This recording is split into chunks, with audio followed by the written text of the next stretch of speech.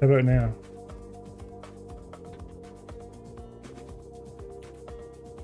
Still no mic? Are we good now?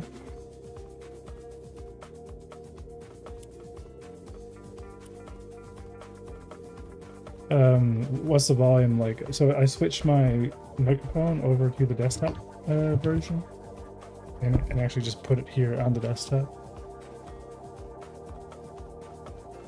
I'm assuming the thumbs up means it's working. You're gonna make me oh, thanks. Put decaf? I now need to go and check. Road software. Yeah, I'm hearing myself in the road software fine. And now it's going through. Okay, now this should be good. And hopefully the effects, let's turn it up a little tiny bit. Given that I'm now further away from it, I think that's probably the best. Yeah, turn it up a little bit like that.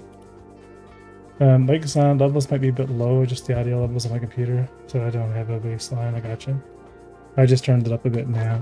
Like I said, I took it away from here. I just had it on this big boom arm.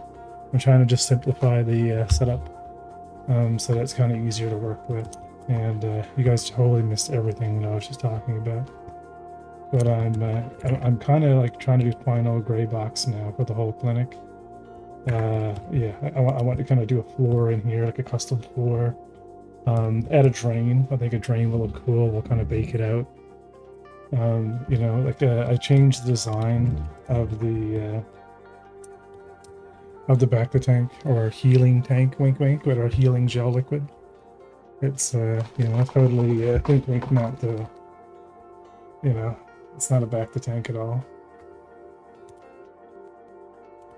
So yeah. I'll see you in the art. The title is adding chat to the game. The title in the YouTube side? Oh, hang on. We can probably get out of art and go back to game dev.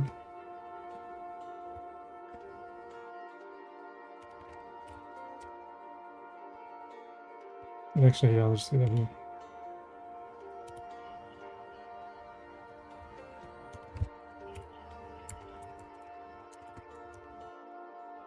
Hey, KT2. KT2? Welcome, welcome. Although we could stay in art. I mean, we are going to be kind of working on art. It's kind of a bit of both. KT's fine. Yeah, I think we'll stay in art. I don't know what adding chat to the game. Yeah, now we can. We'll change that to working on medical gameplay assets. Done. Yeah.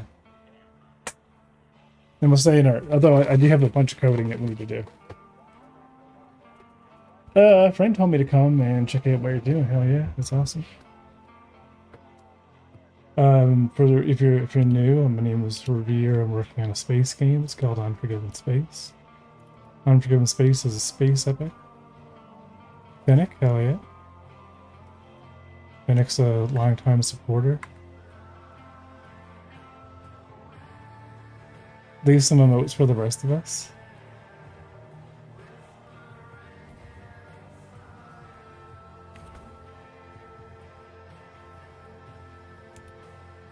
I kind of get the chat now. You're learning 3D modeling right now. Awesome. No, it's fun. It's a lot of work. It's probably 80% of what I do. Working on the game. Speaking of which, this is Unforgiven Space. And so these are all, you know, this is the, let me turn off because I don't know why gizmos come on by default. Yeah, so this is the, it makes sense. I mean, we are in the editor. So this is the game, right? We pretty much have our space trucks. Everything is fully modular. So we can take out all the components and swap things out. Right, here's our little grav plates for for hooking onto all of our cargo. Needs a bit of a final art pass, but You know, that's what we're doing here over the summer, is trying to. So what I'm doing here for the summer is trying to make the station finished. Not finished, but real, right, in scope, right? So when you die in the game, you need somewhere to spawn, right? We're not just gonna spawn you back at station right now. Like you can't really die right now. So that brought me to this medical clinic that I started working on. I'm still doing everything I can to stay away from rigging, skinning, animations, right? It's yeah. So this is like, you know, this is the little clinic, and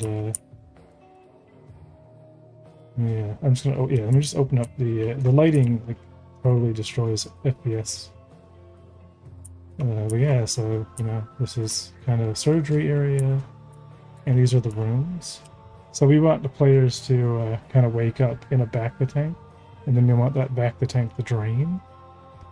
So we will be in art for most of the stream, but it might be safe to probably just go back to science and game dev, given we're going to be doing a lot of world space stuff as well. But I mean, it's too bad you can't really be in two categories at once, but you know, it is what it is. We'll probably still be doing for most of the stream doing, you know, doing the art. Yeah, so yeah, this is kind of like, you know, I got Joe's furniture here. I got some places to go have a drink, you know. I'm sure myself and Fennec will be coming here and having a beer or two. Right, so this is Unforgiven Space. This is our little space opera we're working on. Multiplayer, right? Kind of like our own little light version of SC. Kind of got little terminals for doing trading missions. And yeah, it's a lot of art. You're probably to join. Yeah, absolutely, dude. And we have Discord. I'll put it here on the, if the bot's working. Jump on our Discord. But yeah, that's kind of the idea. I've been working on this now for a year and a half. And here's what the actual terminal is like for. Yeah, it's funny. Like, the game runs perfect here. It's just light bulbs in the main scene. Like, I got to decrease the resolution, try to find a way to kind of speed things up a little bit. But that's the idea. We want to get this finished, right? And apparently this was to Canadian Red Cross, acknowledging the design.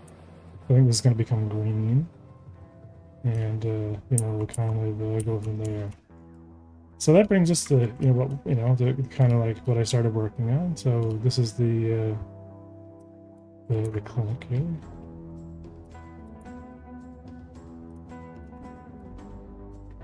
And what I'm trying to figure out is kind of what I want to do with the main hallways here.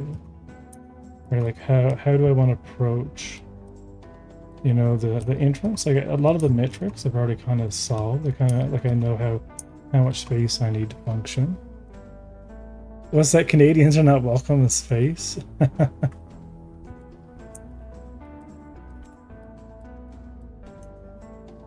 we were too sorry.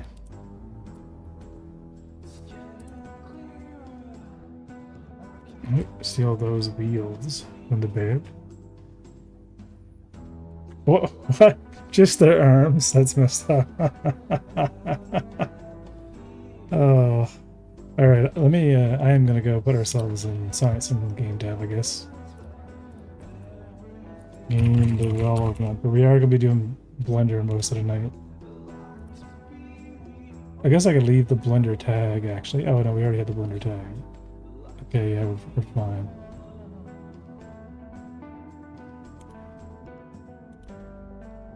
We're fine. Yeah. So yeah, that's what we're doing.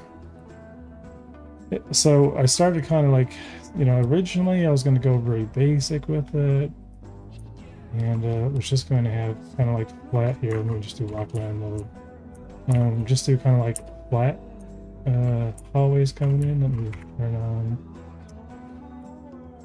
all of our collections here. So I think I've turned off most of the stuff. It's on high. Okay, and let's get drop designs back. Yeah, let's take a fly through the show. Alright, so we come in, and this is kind of like where I'm still kind of like not certain. So I have like a rounded base side material, but it's not very sci-fi-ish, you know? It's kind of, it works, right? It's smooth and has like a glass little waiting area sign with our emergency entrance to surgery. And we're just gonna have 4 kind of like healing gel rooms, right? And that you would wake up in. So ideally, when you die, you'll wake up in one of these rooms, right? And then you kind of it drains. So we got to find a shader for that. And then you kind of like make your way. So I want to have like this be kind of very shaded with an emergency emblem on the door itself, like "Thou shall not pass" type of thing. With signers like entrance this way, like just little placards to kind of show like where lobby is, right? Just a very simple clinic. And but I want to use pieces from the actual what I call the real hospital. So let's move this over, and we go in and open up in the medical module. The medical module itself, it's got some kind of interesting design language, but it's kind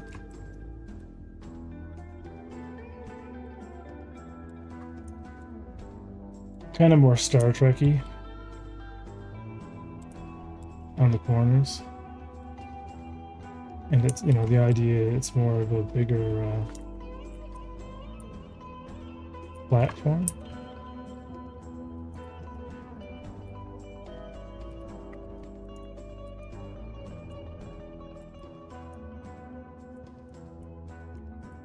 With a big center spire.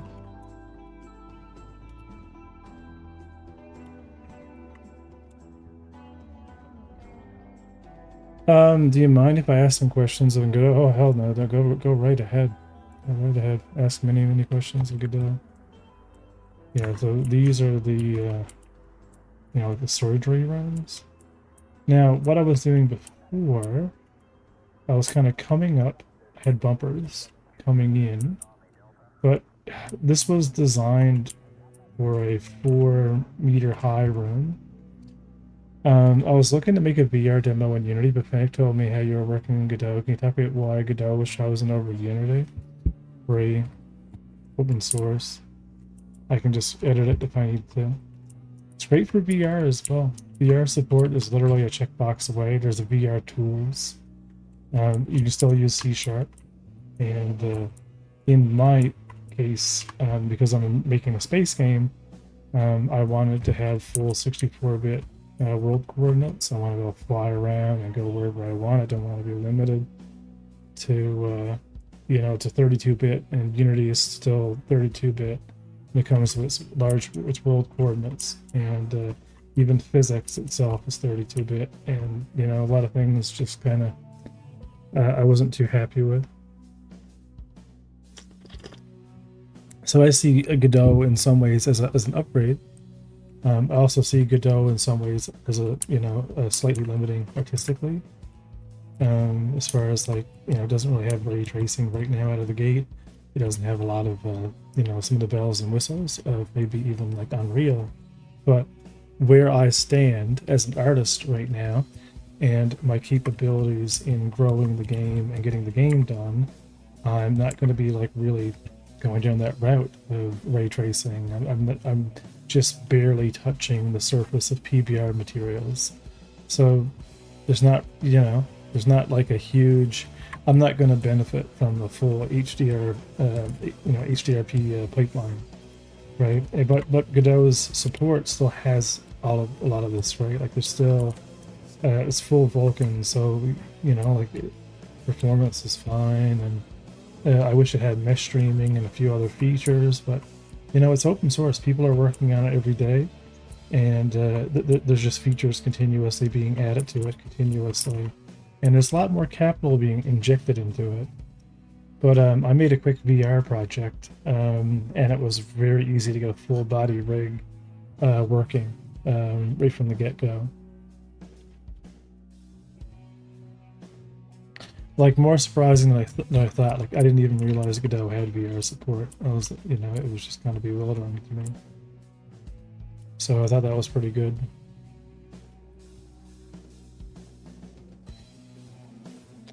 Yeah, there pretty much is. The thing is, they mostly just have a you know, a straightforward, like, you know, it's really straightforward. You know, you just go and create, like, you know, VR Godot. I'm using C Sharp, right? So I don't want to learn PD script. But they have like starter tutorials you can just follow. Like in C Sharp, it is literally, right, just, you know, binding the headset and initializing it, getting the viewport. There's literally, oh, and this is old. This is like old documentation. Hang on, like, it's like 4.2 tutorial. VR, because there's now VR. Yeah, now you can just go in and turn on VR support, set up your space, and it's kind of cool, right? Like you have an XR Origin 3D, which is like where the player is, because everything's kind of relative to the player. You have an XR camera. You have a left hand and a right hand, which are just nodes, and then those nodes are where your controller is. So, and you can then start parenting things. Like what I started doing is I created a full body rig. I added some IK, and I used the left and right hand nodes as IK targets for my body, and I just anchored my body, you know, at the XR Origin 3D, and now I had a full body rig, right? That I can like look around and kind of grab my hands and stretch out and kind of. But there's implementations in both C. We didn't really have a lot of the C# documentations before, but you know, it's very simple because those nodes take care of all the work for you. You know, like those are all you need. And there's demo projects you can just go download and kind of get going. VR. I'm definitely going to be supporting VR limitedly in the project. I'm not sure how VR, the viability of VR in FPS combat, or how like sickening it could make you in space, like 0G and whatnot. But it's definitely something to explore, right? But yeah, there's like, you know, getting the stuff starting. You would get going, especially if you're used to Unity and you're like I still use. I mean, to give you an idea, right? I have around 600 or so C# scripts. They were all in Unity because my whole project was Unity, right? It only took me a few months to get a lot of the basics ported over, and it was 6 months total, all assets, everything's ported over to Godot. Right. So, and that's not working out full time either. That's like part time while also being at work. And you know, I did have one break, like spring break. I got a bit more done. But yeah, it's yeah, it's been good.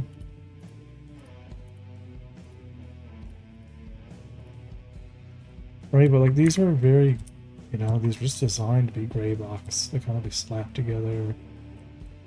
The whole thanks for showing me it. Yeah, no worries. Because if we come in here, we look at the medical module.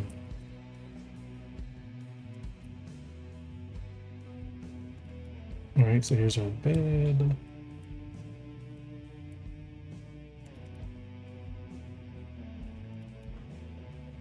Yeah, here's the room. See, the room needs work.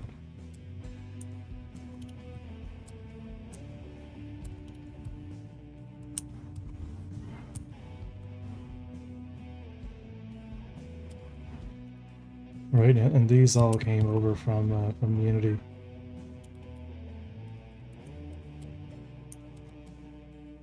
Yeah, I wonder where the light went.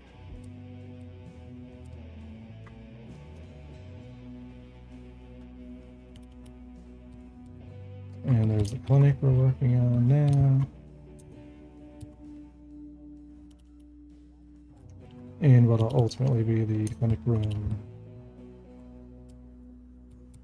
And our goal, I want to try to find today a water shader for underwater, but it's not going to be used for underwater. It's going to be used for, you know, appearing.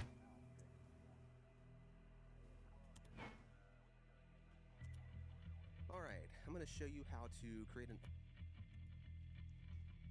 And it doesn't matter if it's a canvas or a spatial.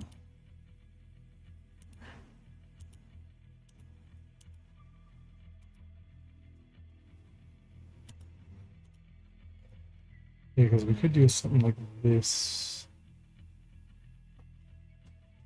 kind of like warp, but we want to have like something that kind of comes down and kind of drains. So I do want to have this noise displacement, but to be able to drain it.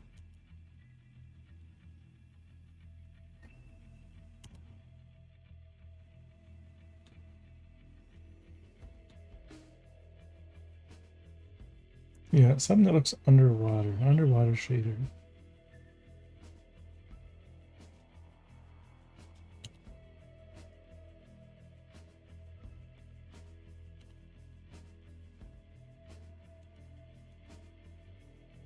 And I haven't really seen one. There's 2D water effects.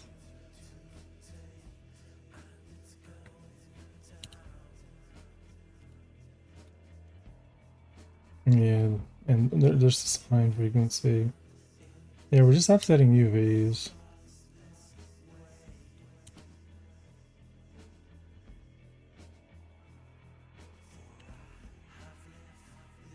Hmm.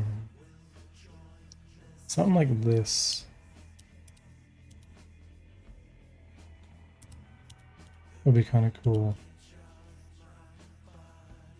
I'll give it a go. Let's do it on systems though.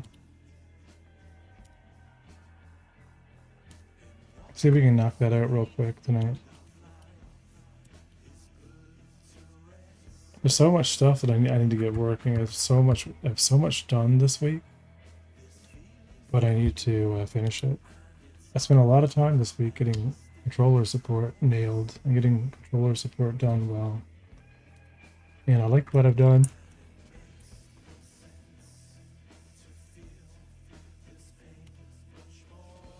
Yeah, so I now have it all kind of set up. I can grab my controller, no hands. I don't know if I showed you this red tango. I don't know if I had this working on the last stream completely. But I did finally, figure out how to get this canvas system working. Like I said, my gun. And it's lovely.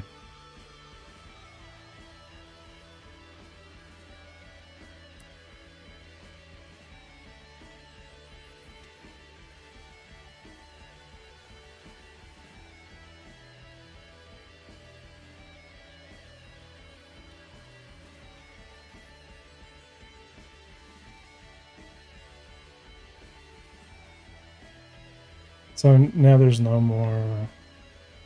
Now I can just do everything with the controller.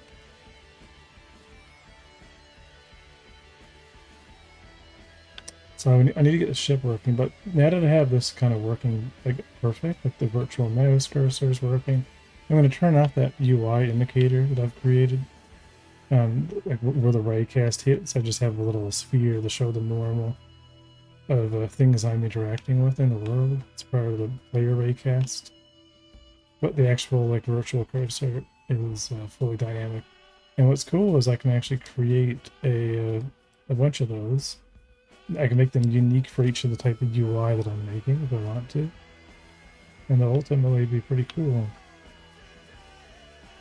Also, like, using the trigger as a press, not really a good idea.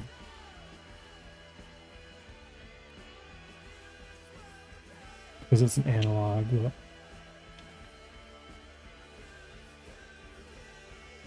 So I still don't have it working with these ones yet. I still have to use the old school interaction system. So I can still kind of go, keyboard and mouse and hit F.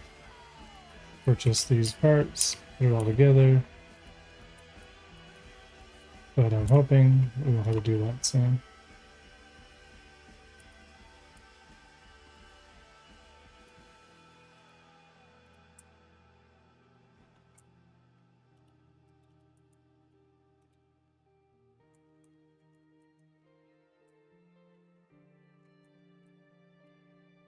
Are we a Patreon millionaire yet? No, we're not. But I am glad I got all this working. Oh, it's so much better.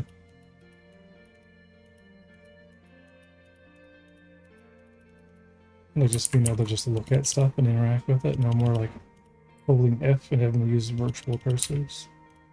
Just look at the thing and interact with the thing.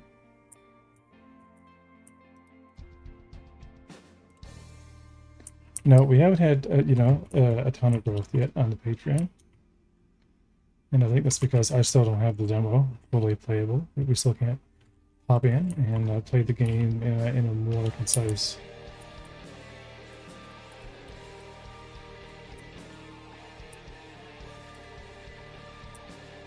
At least the missiles are stable now, which I love.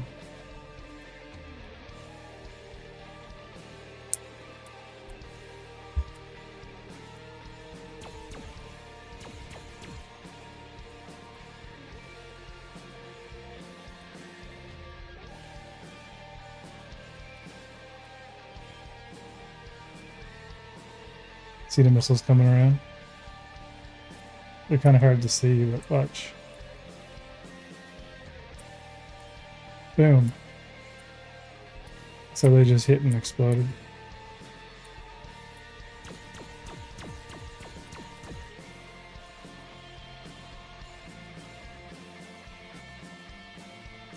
Any plans for adding zoom functionality? I mean, that'd be super important at this stage. I think so. The zoom functionality may need to be necessary just because there isn't, there won't be a lot of world space UI indicators, so it might have like a kind of a focus key that will visually kind of like come in close to it when we have something sub-targeted and kind of be on point. I'm not sure yet like the direction I want to go with that until it kind of gets more playable. Missile cams? Oh yeah, I could actually totally do a missile cam. That'd be actually fun. I actually should have made a missile cam to test the missiles. You know what? That's happening. That's going on the ClickUp. Because we already have a free cam, and all we really have to do is give the free cam a target, the track. That's it, and it would automatically do that anyway. Because that's how the camera system works. The camera system just literally needs a target reference. And in a sense, we should actually probably have a previous reference defined in the event that it's a temporary reference.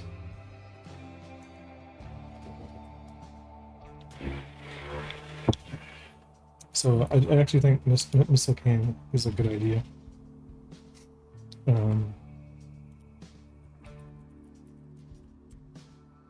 Because that could be super fun.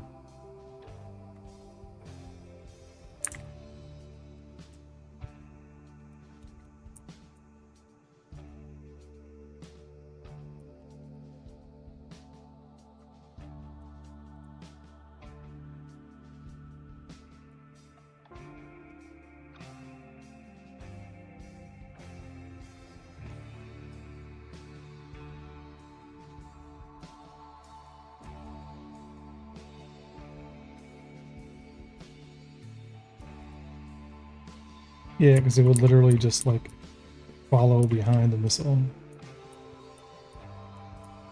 You could literally just kind of be here, and because it's only a node, it won't affect physics or anything. So I could just add a follow node target onto the missile, for the purpose of having the missile follow. And I think it could be kind of cool actually.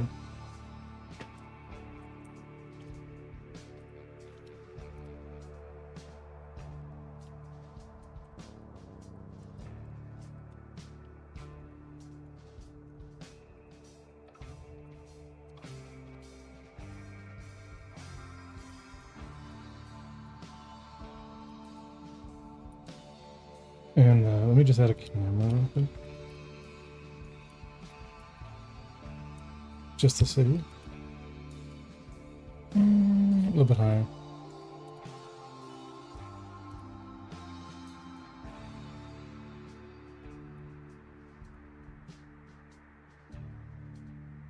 Like, I think that could be kind of fun. How many years experience do I have? I have no idea. But my Blender experience is only like the year and a half of working on this game. Yeah, I think this could be kind of fun because the flares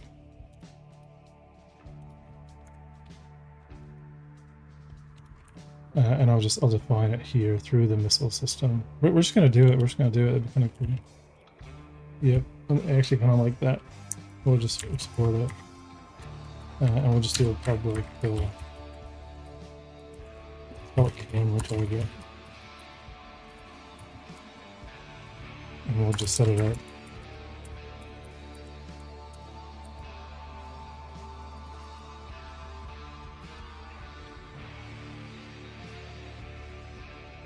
There's so many missiles though, it's kind of hard. I guess the last missile fired would pretty much be the, would always take over the missile if you enabled it to.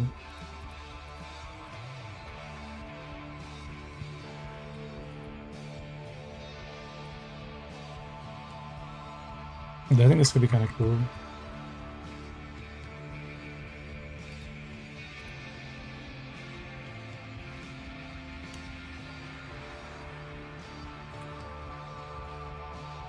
And then because we're exposing that, because I'm going to just temporarily look for the free cam and just take it over when we fire the missile. So like literally just as a hack for the time being, just to kind of show pictures kind of how, how kind of jank and quick we can do this is literally every missile has its own release function. Which actually launches it. Well, I call it fire apparently. When we do this, just temporarily, we're gonna actually grab space. Actually, no, we don't. You derail them? It could be good derail. One thing what I love about get root, or get tree, right? We can get tree root. Is we can always get the camera 3D. But the issue with our camera is our camera itself.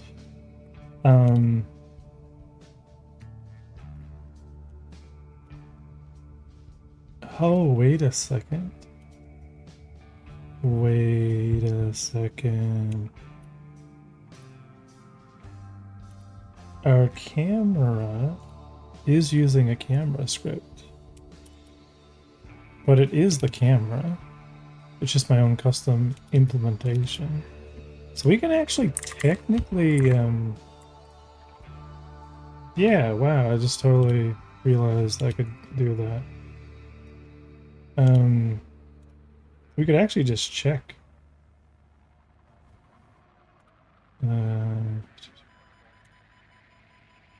I can actually get camera 3D as a camera.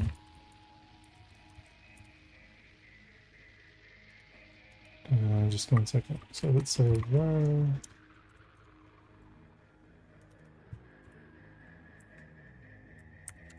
we could do something like this. And literally try to get our active camera. And we can just set the target to be the camera type.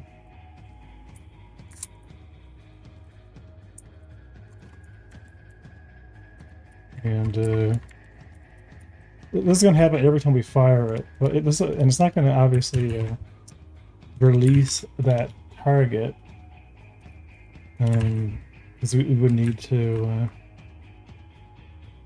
I love the idea of actually extending this to a temporary target.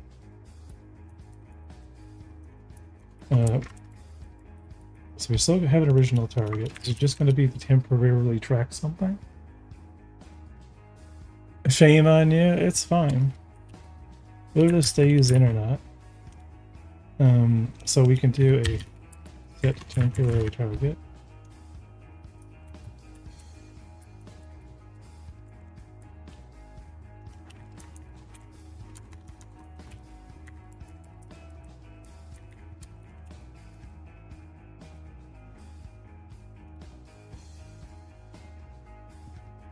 And then in the process here,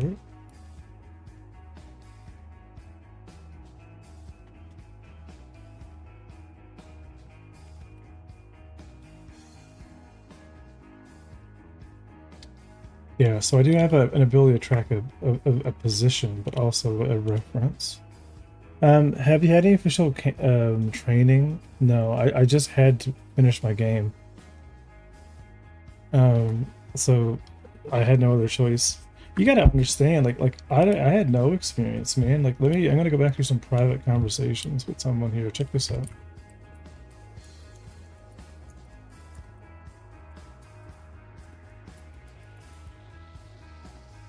Let me go back. I want to show you like what. Actually, no, I don't need to. Let's go to YouTube. Or let's go up to the clips.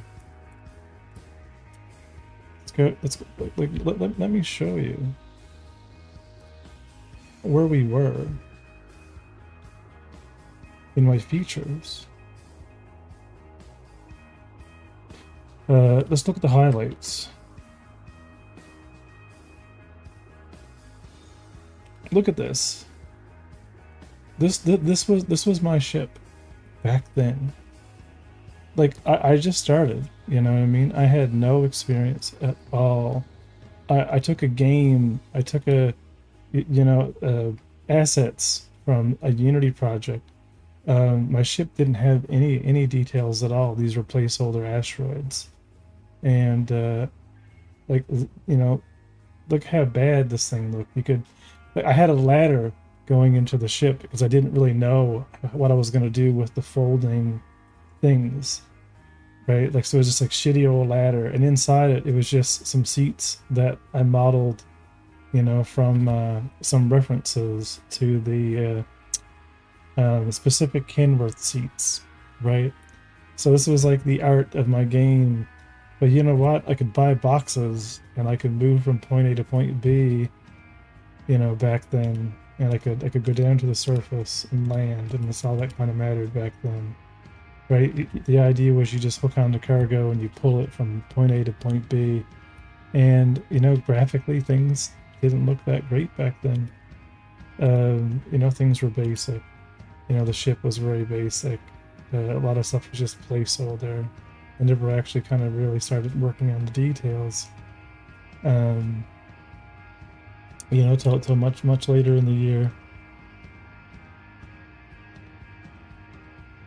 Or let me check the clips.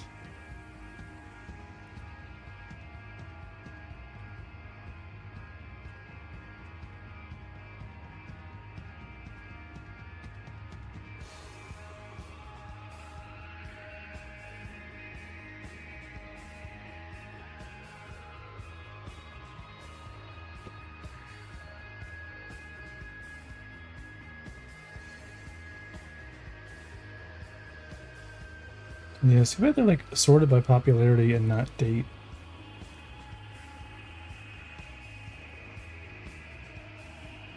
Yeah, let's go back to last year.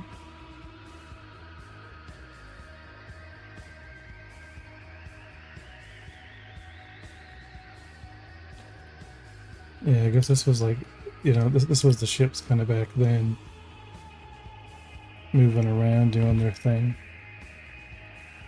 They were very, very low poly. Like I just kind of started working with it over and over and over and over until I kind of got it. Iterative process, right? And it just, like over time, you just kind of start putting stuff together, and it just kind of works. So we're just going to run set target for now. The temporary target system I'm going to expand upon, where either a time delay or it needs to receive a single that we're done to go back to the original target. I just want to, like this will be a kind of system for this. But what I want to do is just see what this looks like. Like this should just work. Wink, wink. And so this will be one on Ixius if this looks cool, because the missiles are kind of jank, and they fly kind of dumb intentionally. So I've never really seen what the missiles actually look like all the way to when they explode. So this will be kind of interesting to see like how they, because we should technically, there should be 4 of them taking control of the cameras. I should go 1, 2, 3, 4 right quick. But there's really nothing wrong with having the missile cam. I think it'd be kind of cool, actually. But, so let's target this thing and drop the missile. Look at that. Here we go. Well, it's setting the target to be. Oh wait, what's it setting the target to? It's the missile, but it's not. Oh, oh, it's because I'm still the ship. It's still. There's a camera point on the ship that's not being released. It'll follow always the last one. Yeah, so that this is still it didn't quite release because I think yeah,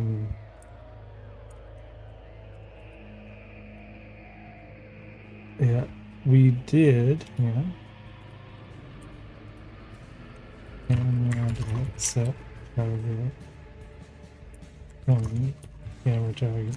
Yeah, what are we doing with the shipment? Player ship.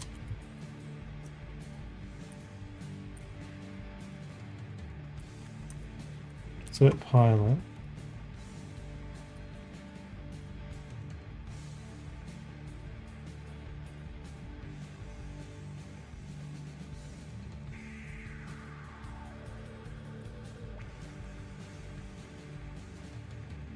So we're in ship station.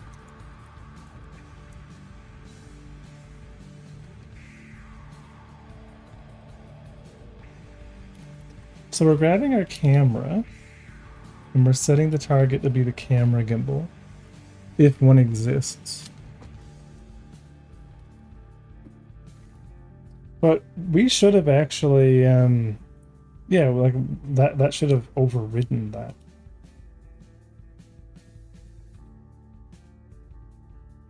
Right? So even though like when we got into the ship, we set the camera gimbal, it should have released that target by the missile system. Yeah, because our camera target here, unless the camera target not defined on the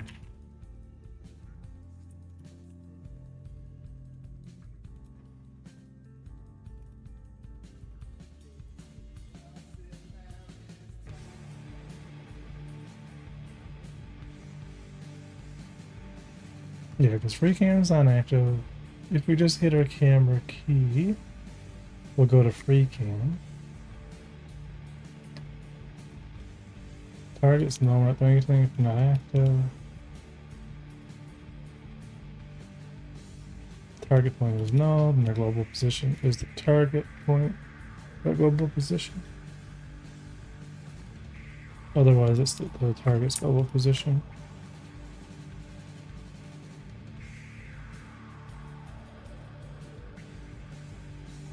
Yeah, interesting that it like released it.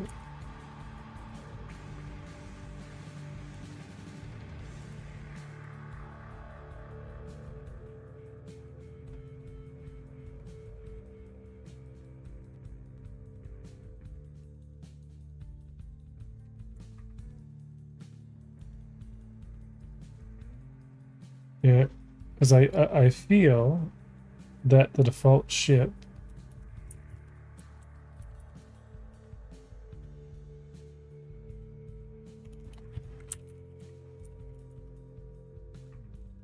maybe these missiles are not defined. So in my missile mounts, oh no, it has camera target. I just want to make sure that each of the missiles are taking in that camera target of their own, which they do. So the platforms are good.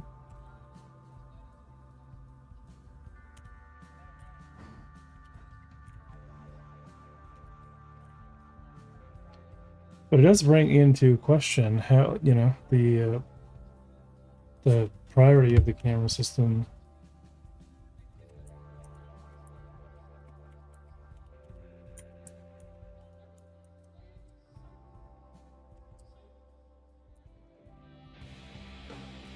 Because they do release, like they shouldn't take over the camera until that very last moment. Because they drop first, and then when they fire, they engage. So there should be like a delay where they're kind of dropping into, they're being ejected off into position. So we launch the missiles. Right? See, it's tracking the missile. But we're not moving. Right? Which is the weird thing. It seems like we're still not being released from the ship reference. So let's go leave this alone and actually check what our camera is doing on remote. Because the camera has a, oh, it has a point.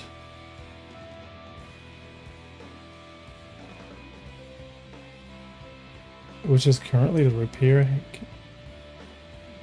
Oh, it's still, okay, so now I am a little bit confused. But I understand what it's doing.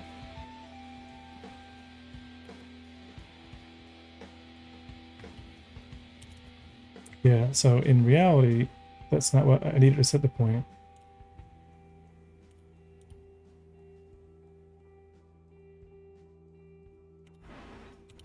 Yeah, so it should have been camera to set target point. Be the camera target.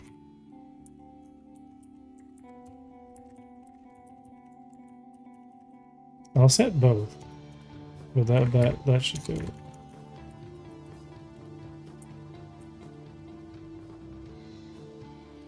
And we'll just see how cool this is. One of them uses it makes it a follow target, whereas the other one makes it the literal target. But they're not defined well. It's definitely something I should probably look at cleaning up. But I love the idea of just having a temporary, keeping a reference so we don't mess with any other system. But being able to temporarily just set a temporary target, either with a time delay or a trigger, and whatever happens after that, it will undo. Are we ready? Oh yeah! There they go, boy! Oh, I missed! Oh, they're banging into each other. They're self-correcting. They're trying to get rid of the wibble. Yeah, but my force corrections on the rigid body need to be boom. See that? It's a win. Looks amazing too. The other one's about to hit as well. Just added player control to them. No, that's not happening. But I do like free cam as an option, and I think if we have a global you know, like a reference where, you know, kind of have a trackable target. Like, it'd be interesting if we made our camera system have a array of trackable targets that are based upon, you know, things that are trackable. So in other words, as missiles, when a player spawns a ship, that ship gets added to the system, right? When anything, I'll give it some like eye trackable interface. When missiles are spawned, right, the camera system would register that, and this way the camera system keeps those references until they're destroyed in the world, and now we can kind of target between different targets, you know, if we wanted to, or be able to kind of do a, you know, previous missile if you had multiple missiles, right? Once we fire them all, they all get added to that kind of like camera trackable list, because that's just a node reference, anything with a transform. That we allow the player to track, and then we can kind of toggle then with a camera mode between them. And it could be, you know, it may not be something that ends up ultimately in the game for debugging reasons or for, you know, whatever you want to call it, for being fair or not, but it's definitely something we could totally have for testing. the ability to kind of like keep all these references and test them, switch between cameras. You know, it's the same thing with tracking other players. You could just like switch between, you know, we could have a client that like grabs all the other player references, and now we can just kind of switch between their point of views with one camera. So it looks like we're kind of like controlling different players, but we're actually able to watch them.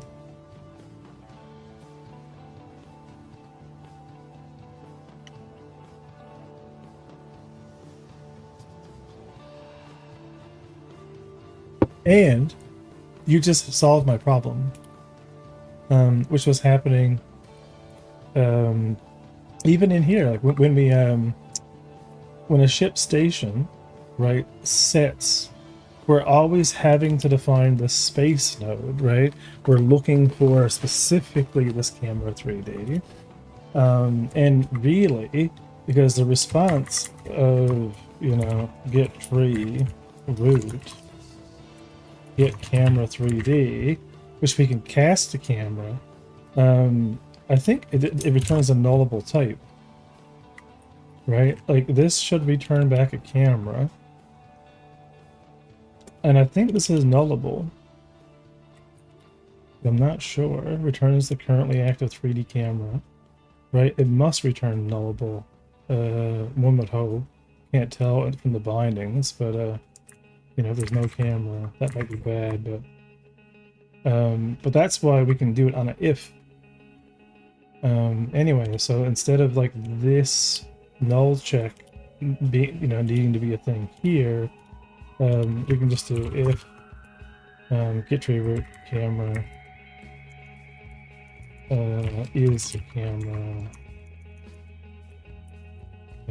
Oh. Stop it. I want to be camera.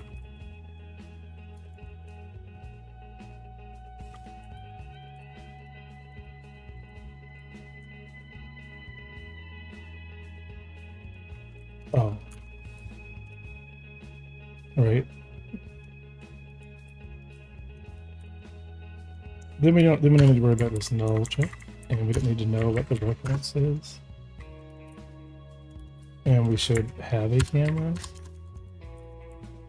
Now we don't need that space reference, and this is nice. There's less that can go wrong now, because we either get an active camera that is a camera, or we don't.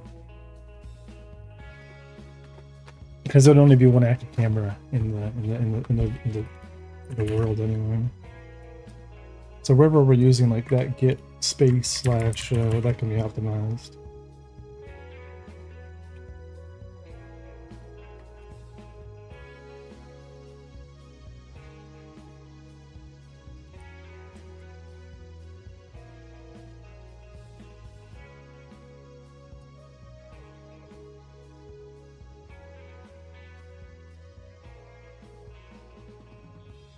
I wish in my search I can filter it to only CS scripts. I guess I can if I can we do it on, can we do that? Can we find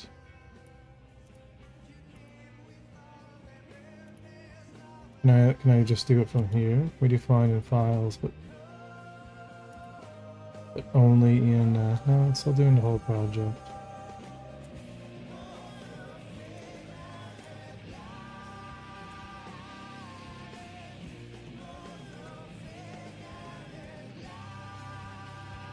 Create node.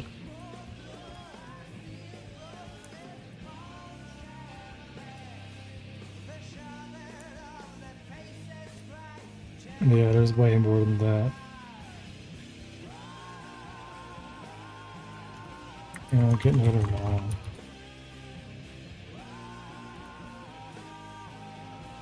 In visual debug, I highly doubt that's the only one. The find and file style, there should be a field called find options where you can enter the extensions what you'd like to find. That would be nice. Here. So like aim.cs. Root space. Oh, files to inquiry.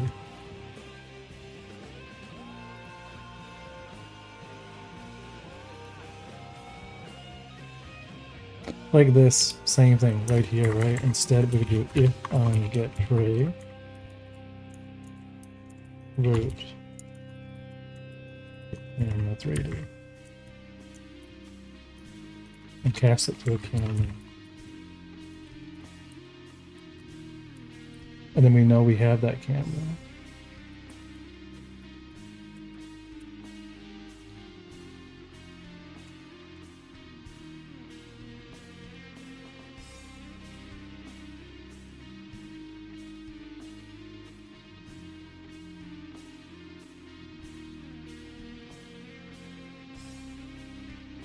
Little, just those little things, you know? Thanks again for that. That's awesome.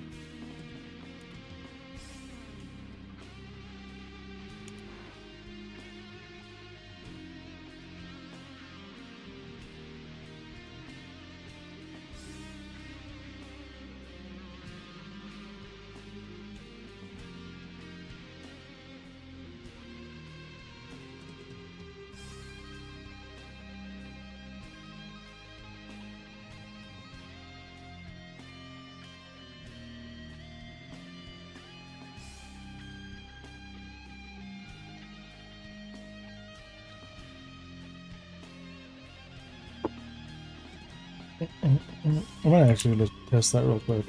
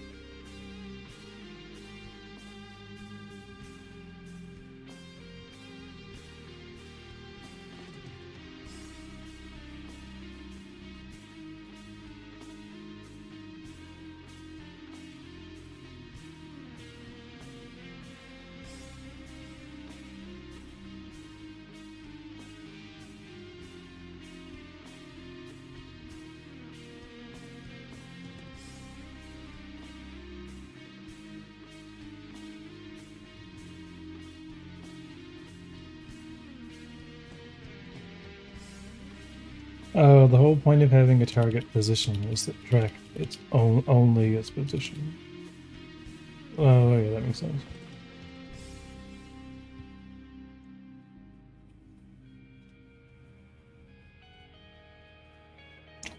Oh, I think I actually know why I had a bug in something. Crap.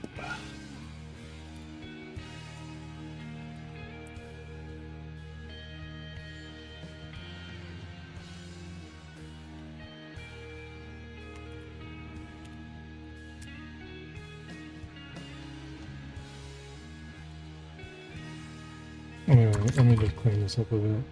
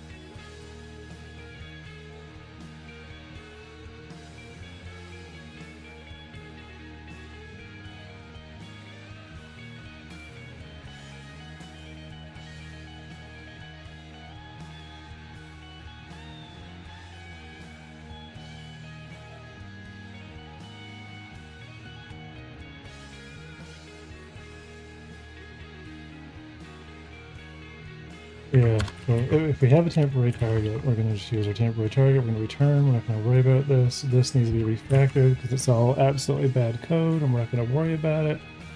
And then we're going to give this a revert.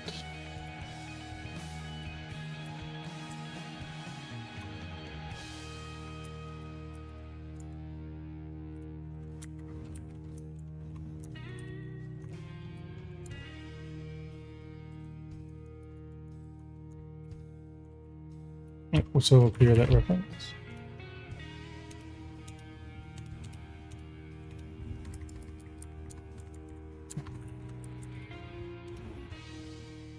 And then if the missile dies,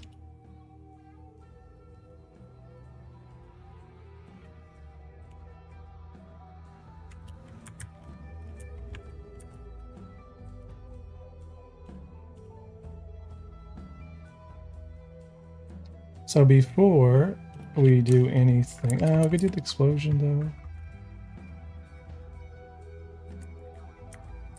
Yeah, but we won't have anything to track. Yeah, I guess we really can see the explosion. Unless I added a delay.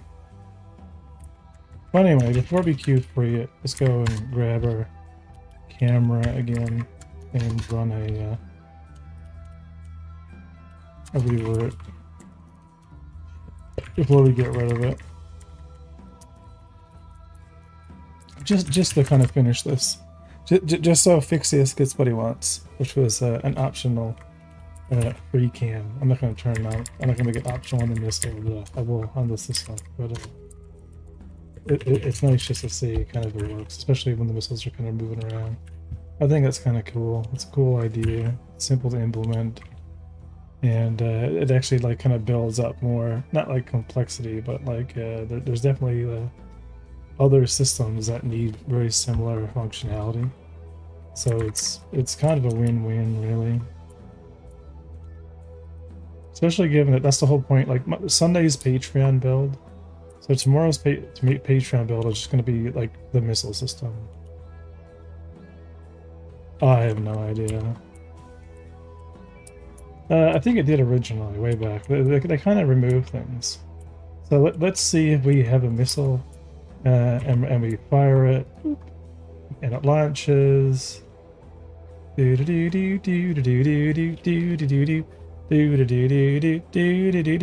Oh! Listen, we're not judging me on the tracking, okay? I need to see the little like the wiggle. That's the boom.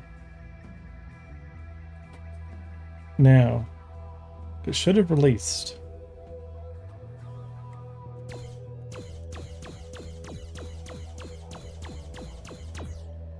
It should have released.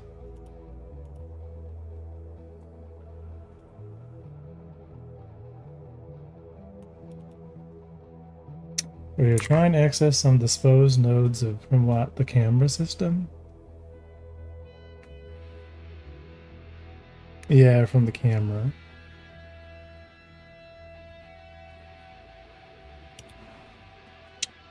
So we should have been disposed of. Me. Explode. Yeah, so this should have, on its explosion, told the camera. Let's take the temporary target and set it to be, oh, duh. We're not actually using it yet. We're not using the temporary target system. Set temporary target. Yeah, and we can actually turn this into a... There we go. So grab the camera and then set the temporary target. Yeah, because we still have a real target reference, and we don't want to lose our original reference. We just want to clear it. Okay, here we go. Today's swirling brought to you by Fixius.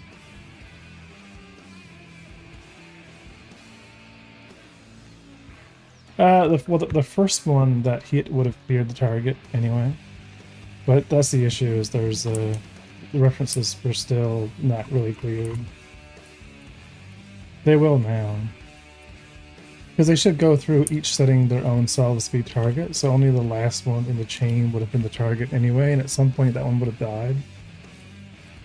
But it wasn't a temporary target that was being defined. It was a real target. So I think this is nice. I think this is simple, 4 lines of code, like in a target, and we can release the missiles. Oop. And here they go. I need to make the missiles actually aim at the center of the body, which they're not doing right now. And they're like they're just trying so hard. Here we go. And hey, look, we're back to normal.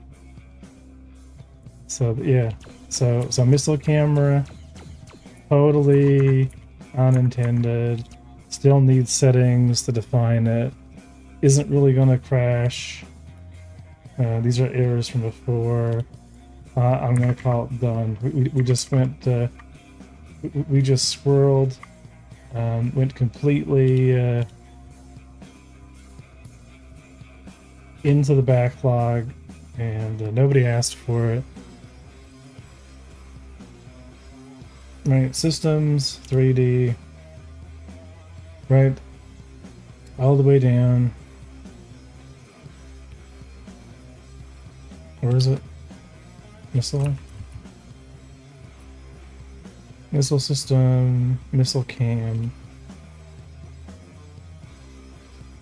Oh, it's an Art 3D. I don't know why I put that in Art 3D.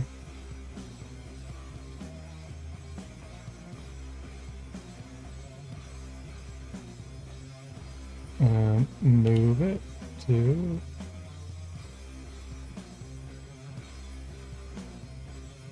systems. And now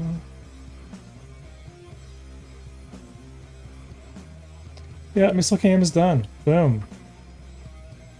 Not even in the sprint. Nobody asked for it. No one asked for missile cam. It's done. It's on by default because it's cool.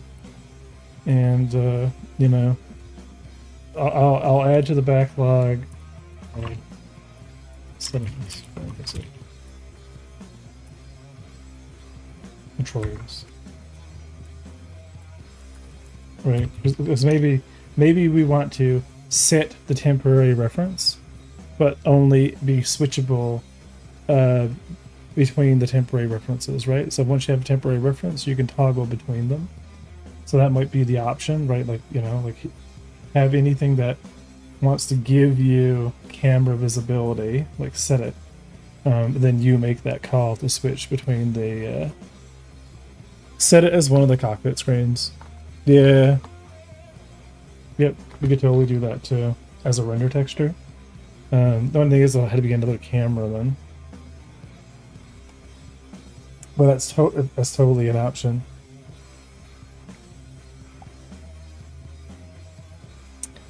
And if it's only going to be a tracking camera, it can be a pretty low resolution camera. And it probably doesn't need everything, but you know what I mean? Like, try not to have too many cameras. But totally good idea. That's going in there. In systems. I like that. So MFD, because we had that actually.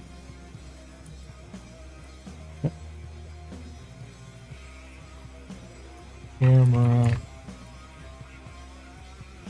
for MFD camera tracking. Yeah, and we could give it. We could like give it a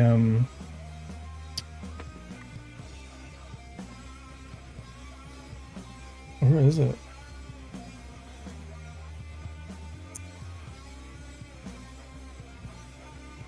Is it like adding a tag? Is that one big old tag that I just added? Past name.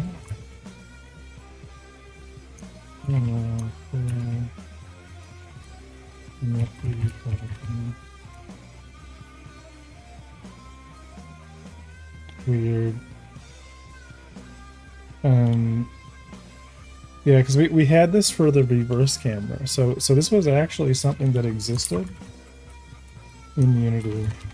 Right, for backup camera of the space truck. Right, for hooking onto the cargo pods. And it needs to be added again.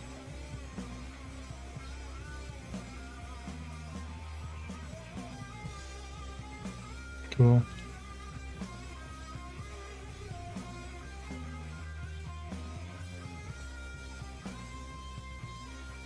Oh, and for those, I'm gonna go and show the Captain Revere Facebook. I'm trying to get the Facebook to 100 followers for multi-streaming on Facebook Live. I don't know how much it'll help us, but if anyone's in Facebook land and wants to follow the page, we just need it. We just need, I don't know, what are we at, 40, 42, 43, and then I can start going live on it, and that'll be kind of awesome. So that's something that I kind of want to get going, because right now we could be going live, but that's the issue. So that's one of my goals. Maybe I should put that somewhere. Yeah, so that's rolling.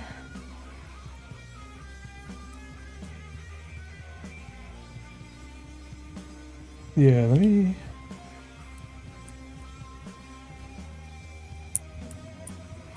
What was the shader? Man. Oh, I lost it. What was it? What was the partial shader? Water shader.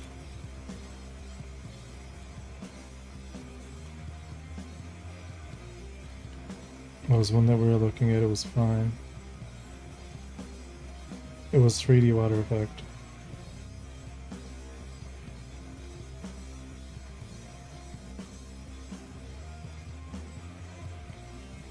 It was pretty much this one, but in 3D.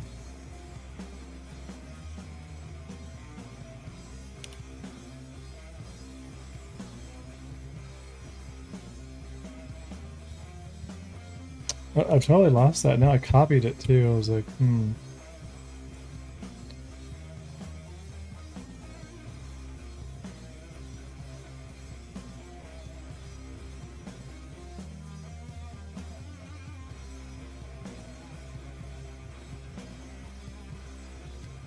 This one? It was this one.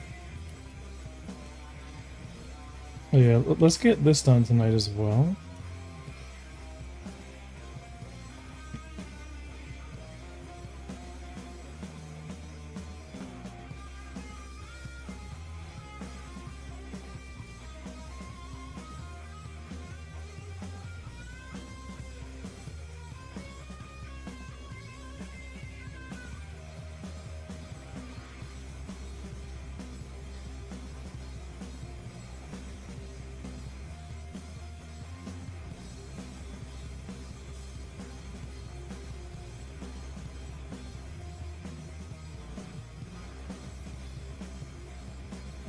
Let's add a plane to look through and see kind of what it looks like, because we're going to have to adapt this. So that this won't be specifically quad is what we want. Actually, so there's emissions in 3D. This will be our water test. And we're going to give it a cylinder mesh.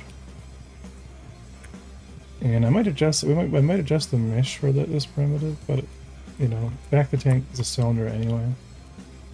I'm hoping the UVs on this thing kind of worked, so. And I kind of understand how I would do this manually myself. This works. So 1 meter, yeah, 2 meters high. We're gonna create a new shader material, put in our underwater shader, and then yep, so this needs to be source color, and then albedo has been replaced with hint screen texture with a uniform. Oh yeah, this is old code. We gotta rewrite this anyway.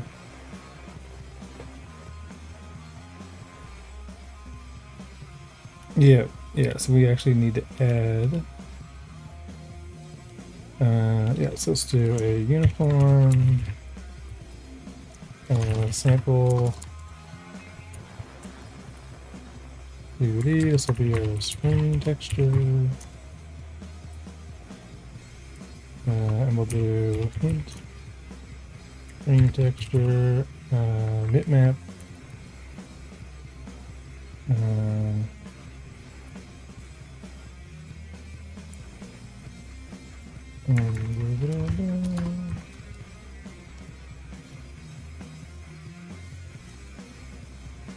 Yeah, okay, that's it.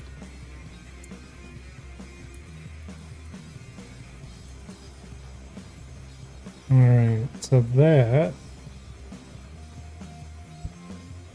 should give us a screen shader.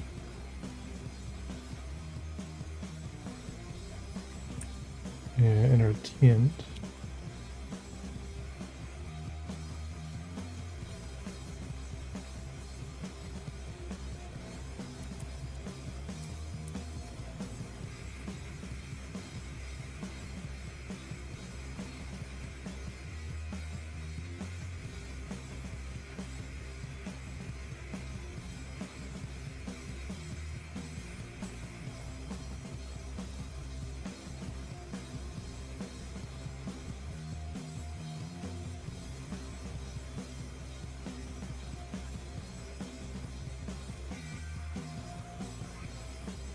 Yeah.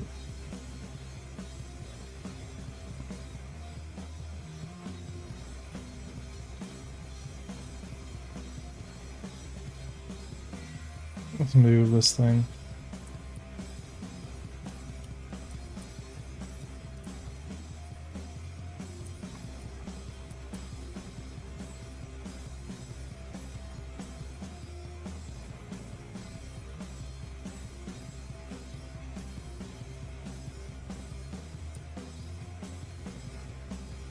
Because the UVs had to be rotated.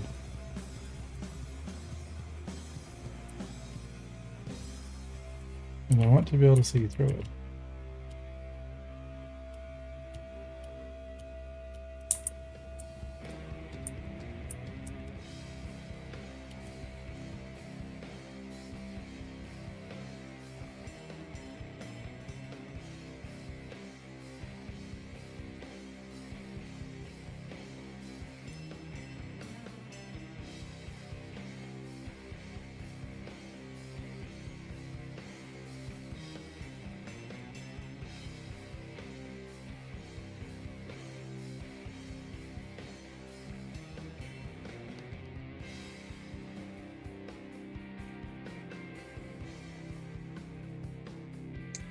Wave width is 1.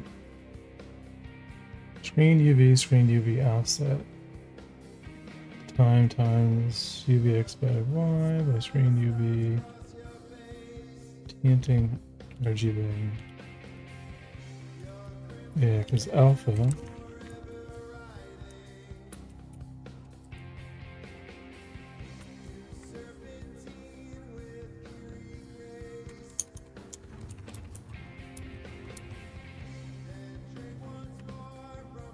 Mm-hmm.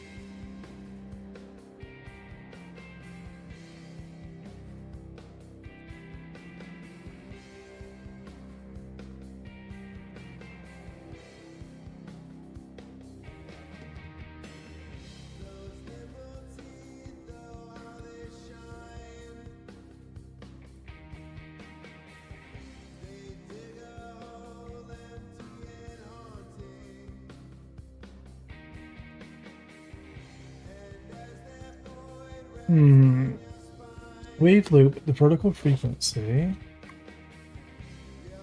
Put this over the plane using your camera. Yeah, it's warping everything out. But not really.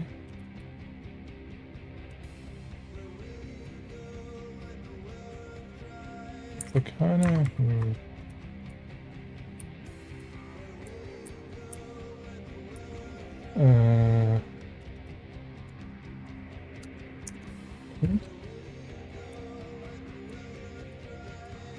Filter. Linear.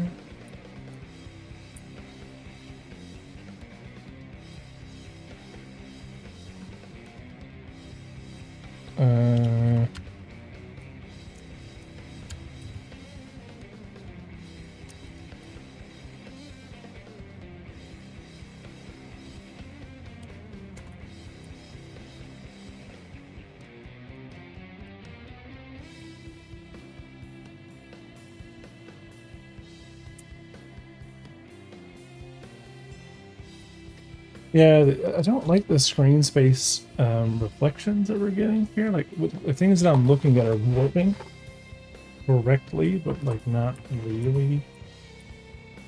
It's like as you look down, see the kind of screen space texture is like not right. Filter linearly. Repeat disabled.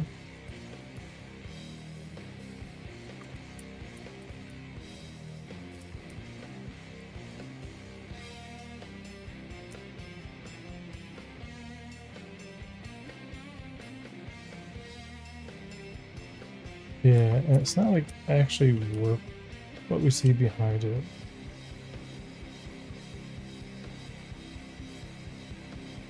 Like the screen texture is not really.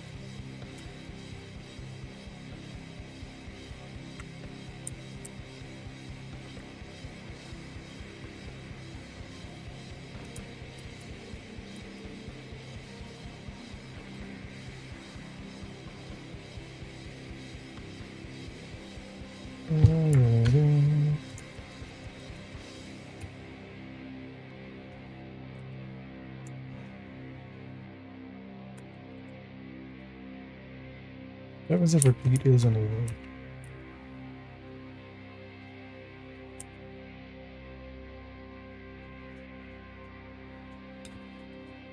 Hey, Beer Like Line, how's it going? Welcome, welcome. We added a missile cam today, and now I'm trying to write a shader that does like a water effect while we're inside the back of the tank. So like the idea is like, you know, you're inside, it'll do like a warp, and then it'll let me drain.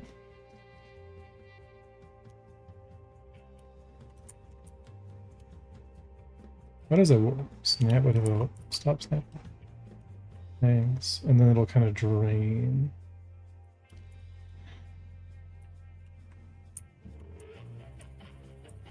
Yeah, see, it's only affecting itself. So, taking in our screen texture.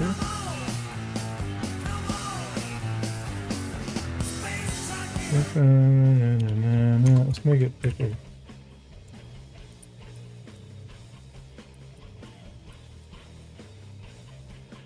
I don't really think it matters. Thanks for the follow. Going great. Finally fixed the performance issues with the crystal trails in the game we discussed. Hell yeah. That's awesome. Hey, got a raid from the level 13 mage. How's it going, Devdinya? Raid time. We're doing nonsense. Yeah, because it's not like a true domain world. This is an old ass shader. Supposed to be, you know, put this over a plane. It'll make your camera shake. But this is from before.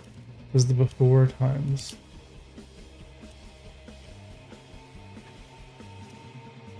Not necessarily our screen. We are unshaded.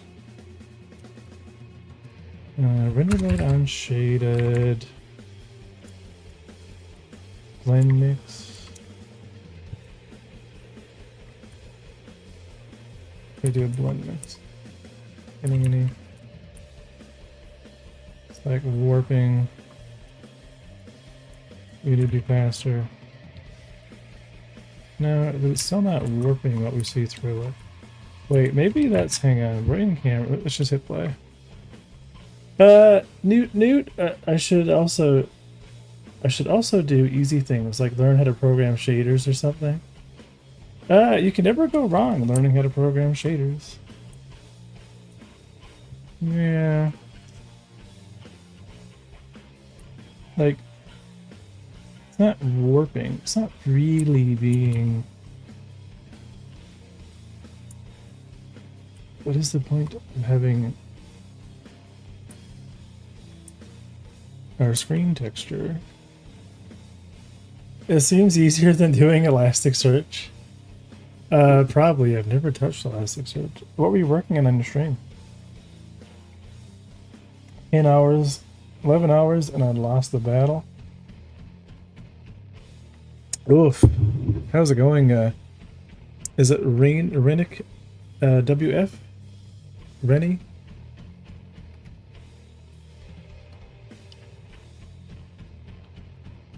Yeah, we are scrolling. We added this. I mean, a couple things actually that we've been working on this week.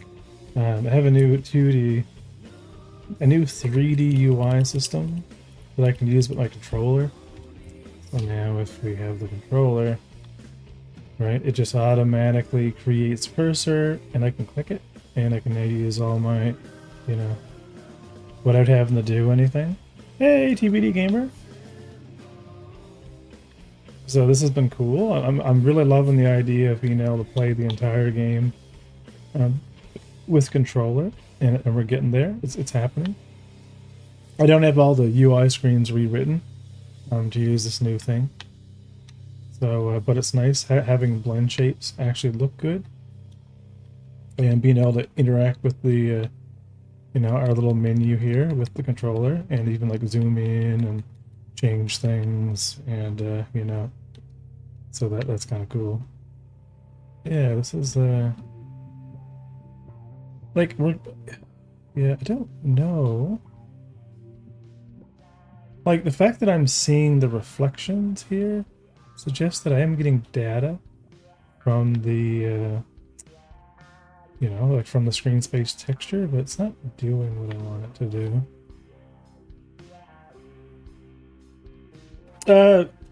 Oh, we tried to set up Prometheus, and after that Elasticsearch, but with both no luck.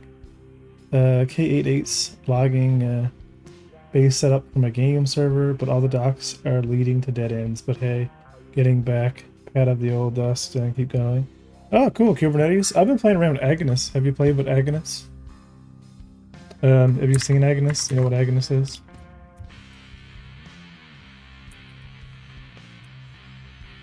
It's specifically a Kubernetes setup running dedicated servers.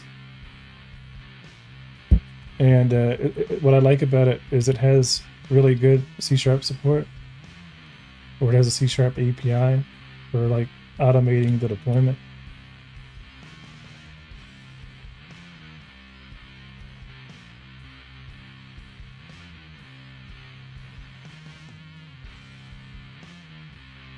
Floating UI, I've seen this in Dead Space and Pulsar, Last Colony. I also like self-host Kubernetes on Hitzer. It's quite big in Germany. Oh, okay, cool. Yeah, but that's what I'm working on. I'm just trying to get some of the you know, trying not to squirrel so much. But yeah, we added this. No one asked for it. But this week my goal for the build is to get missiles working in the game, and we went a little bit further, and oh cool, terraform hcloud cube. So cool. I have so much network stuff I need to look into soon. But yeah, let's go find that ship over here.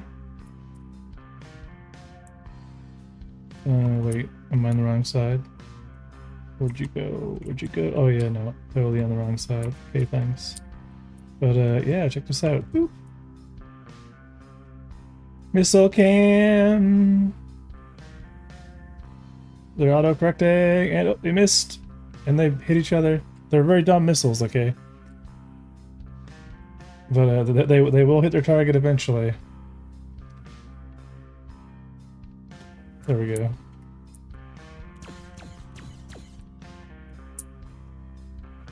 Better look into Elixir. Yeah, we're gonna go down that road as I get more networking finished.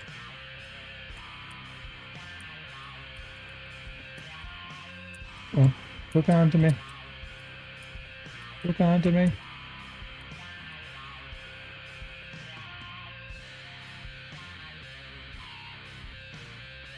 Yeah, $5 for smarter in-game missiles. Yep, exactly. You want better missile tracking? Gotta pay the price.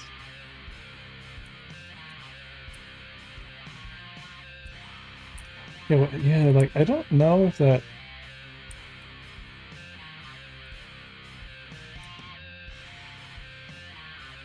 I mean, it's a wobbly water thing. I mean, it might work for now. Docking, is that docking basically on the same level of Elite Dangerous, at least when I park my ship? Oh yeah, it's supposed to grab you and then put you into place. It's usually pretty smart at that, but you know. Things are not optimized around here.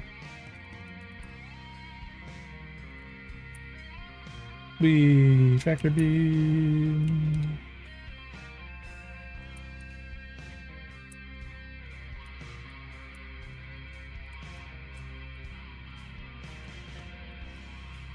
Yeah, I gotta fix that issue with the tractor beam as well. Like, kind of forgetting the reference of what it's supposed to be tractored to.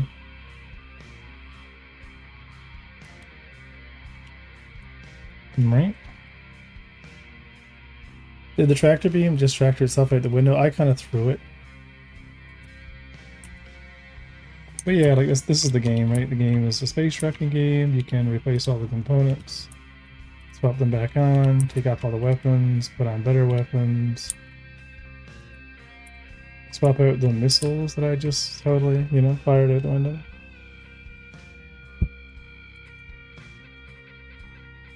Yeah, I don't know, man.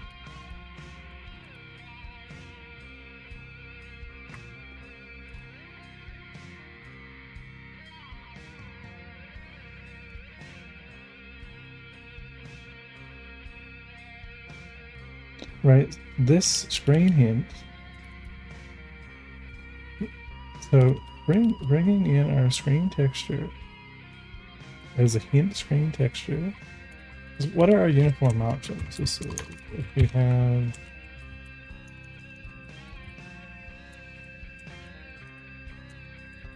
we really only have hint. Yeah, there should only be like just screen texture. And we really have repeat. Filter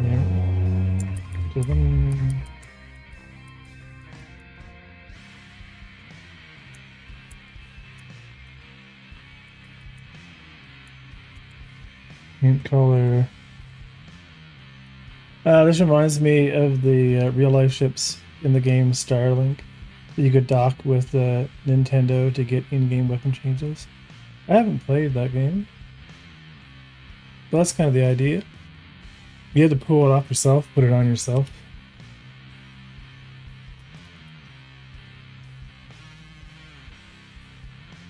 So we're taking time by wave speed. The cosine. Yeah, like this ripple, this wave effect is right, but it's supposed to be affecting the albedo of the screen texture, which is our screen UVs.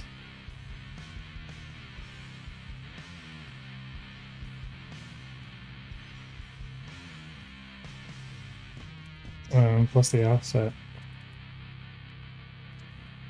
times the hint. Yeah, so we're not really using our so we're not using the UVs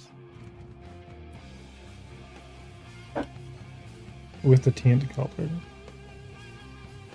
So I don't know what this is really supposed to do for us. But I gotta go now, tired as hell. Wish you all a good night. Let me give you a shout out to the level 13 mage. What happens when you level up? You have to like rename and rebrand and everything. What happens if you're at like, you know, one experience away?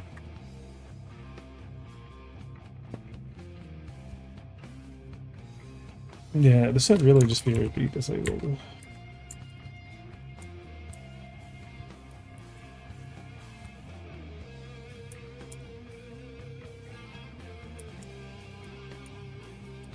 Well, the issue, see, the issue is the effect is happening. Yeah, I wish it would like override completely the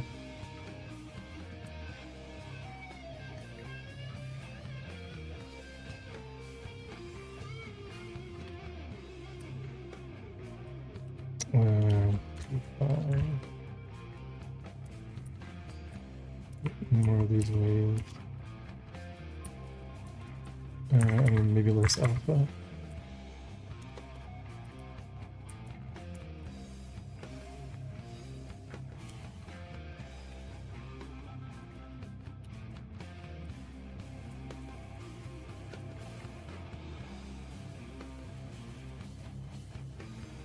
I don't think this alpha this alpha doesn't really matter because we're defining it.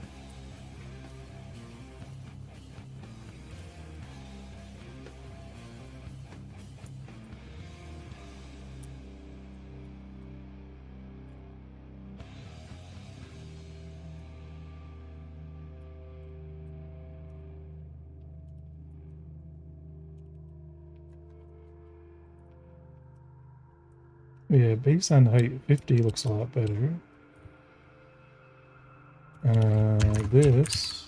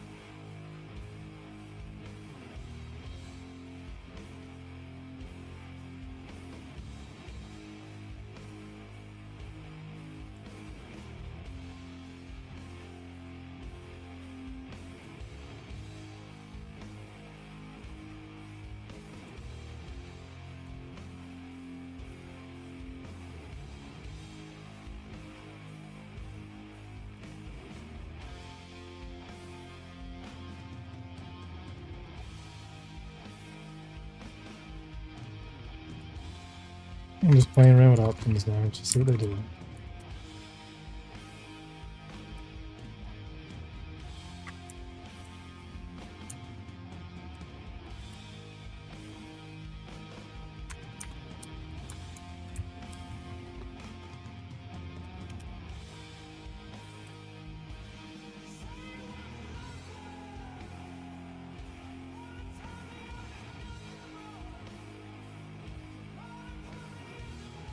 Wow, that's trippy.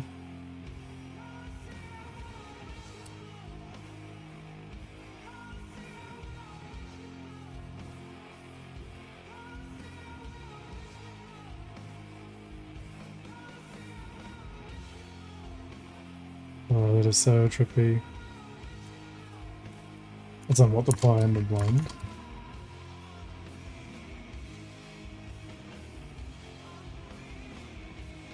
Alpha to coverage.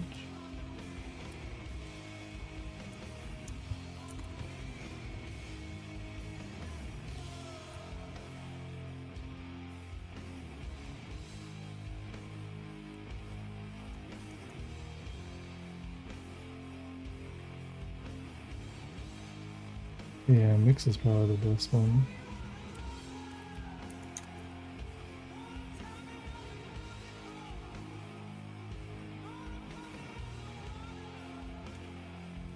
Depth dry opaque. If I had a depth buffer, what happens?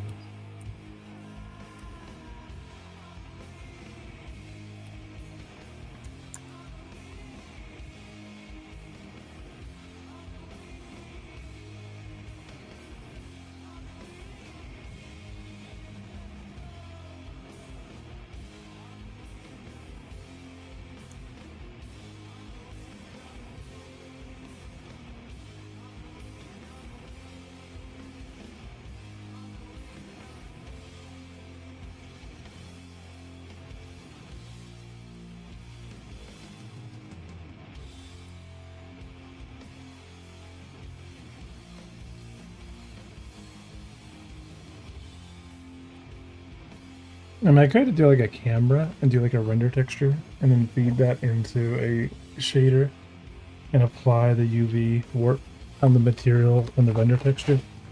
It would kind of do like the same type of weird effect like on the actual effect itself that I want, but I don't know how useful that would be to me right now.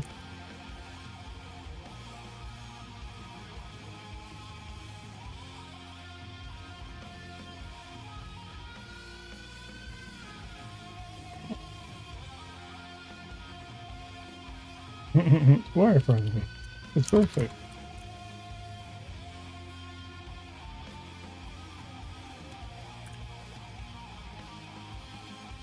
Yeah, I think this is probably going to be fine enough for the time being.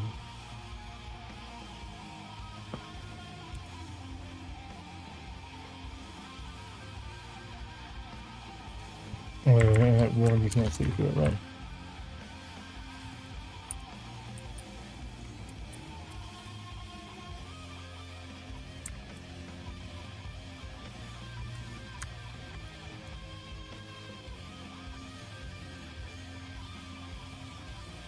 Yeah, if we like made it look cool before we add a little bit of alpha to it. That's what's weird about it.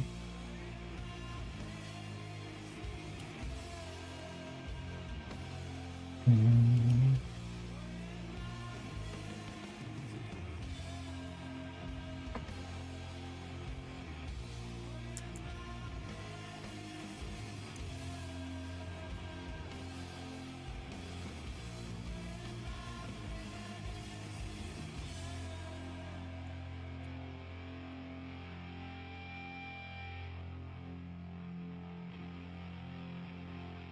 Main UV.RGB.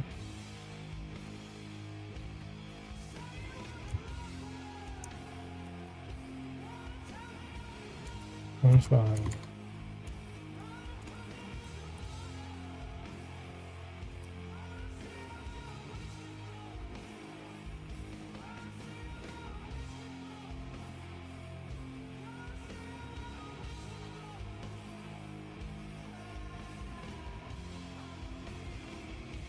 Yeah.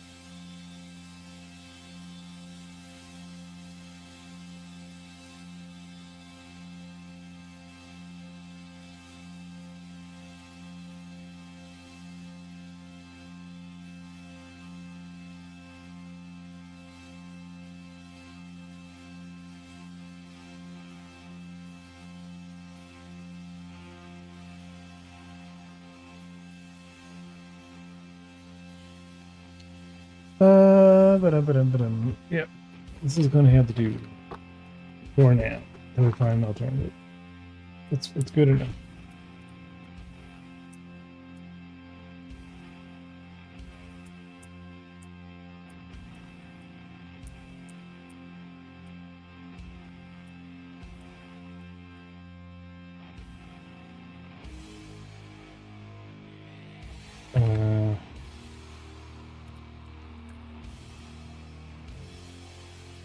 go into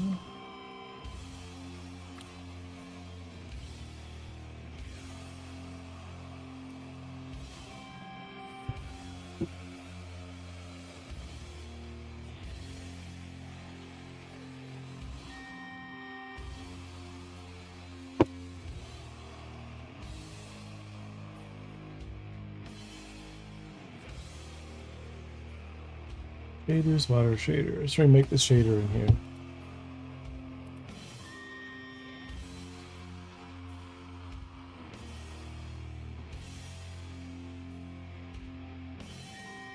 Yeah, so this.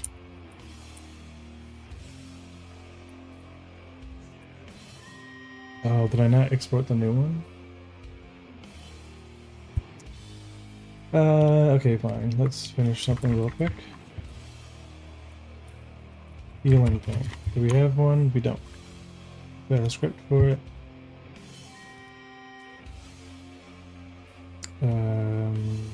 Scripts.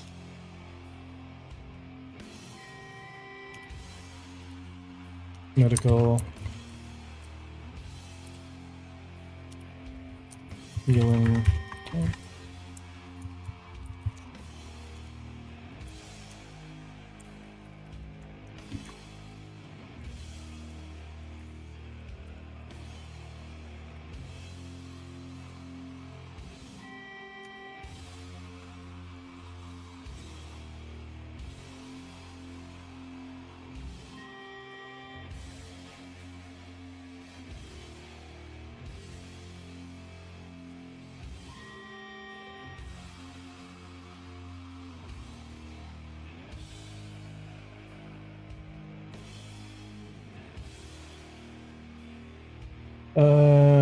Okay, so we need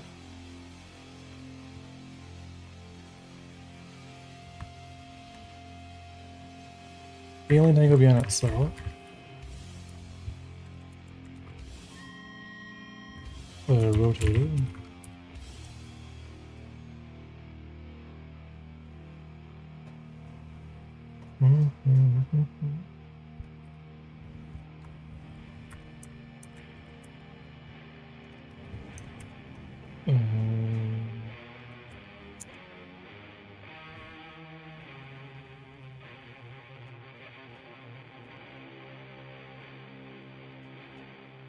Let's call this thing out.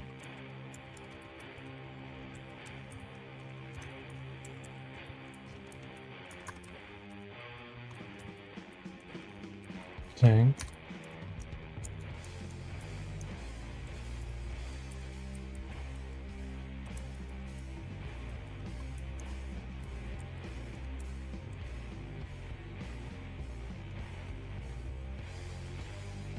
And I might as well make the animation manually.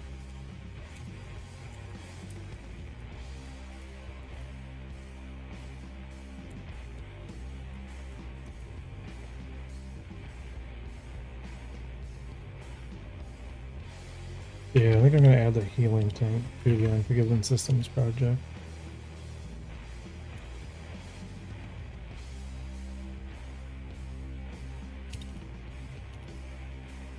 I don't think it's very large.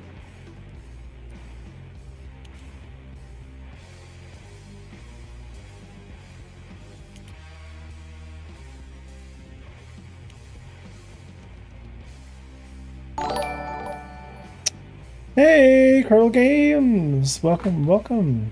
How's it going? We were doing a bit of Blender actually, but we're actually moving over some assets. But just in context, go into the clinic that I'm working on. So I'm working on this clinic for my space game, Unforgiven Space. Right, it's a space trucking game where you're like buy cargo and sell cargo, and you know, when you die, you will go to this kind of area with the back of the tank, and that's kind of where you spawn. Smooth, smooth. Hey, Unspoken L. Hey, Elfie Bean, and Natty. Welcome, welcome. Just finished your 34th Curdle Jam. Tired? I used it to learn Godot 4. It was fun. Hell yeah. Hell yeah. So I've been playing around with a lot of Blender 4.2, loving it, loving the new ray tracing, new EV rewrite's fantastic. I was in the art category earlier. And so yeah, this is kind of what I've been working on, kind of putting that here in our project. But this is kind of the game. I will just kind of take a little, we're going to scroll for a second and go into the main build. So I have 1,000 things open, so everything's going to run really slow right now. But this is my game in 2 FPS because I have 1,000 projects open, but it's called Unforgiven Space. It's space trucking game.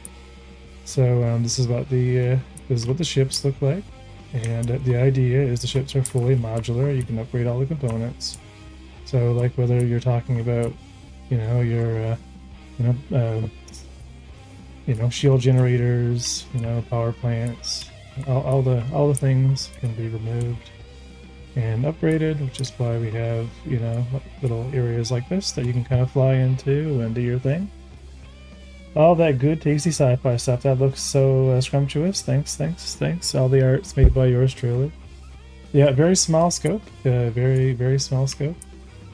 Yeah, here's our combat fighter. Kind of modeled after a BMW. And yeah, you're just buying cargo, selling it. You can have your own little habitation module to customize. And yeah, that's kind of the gist of the game.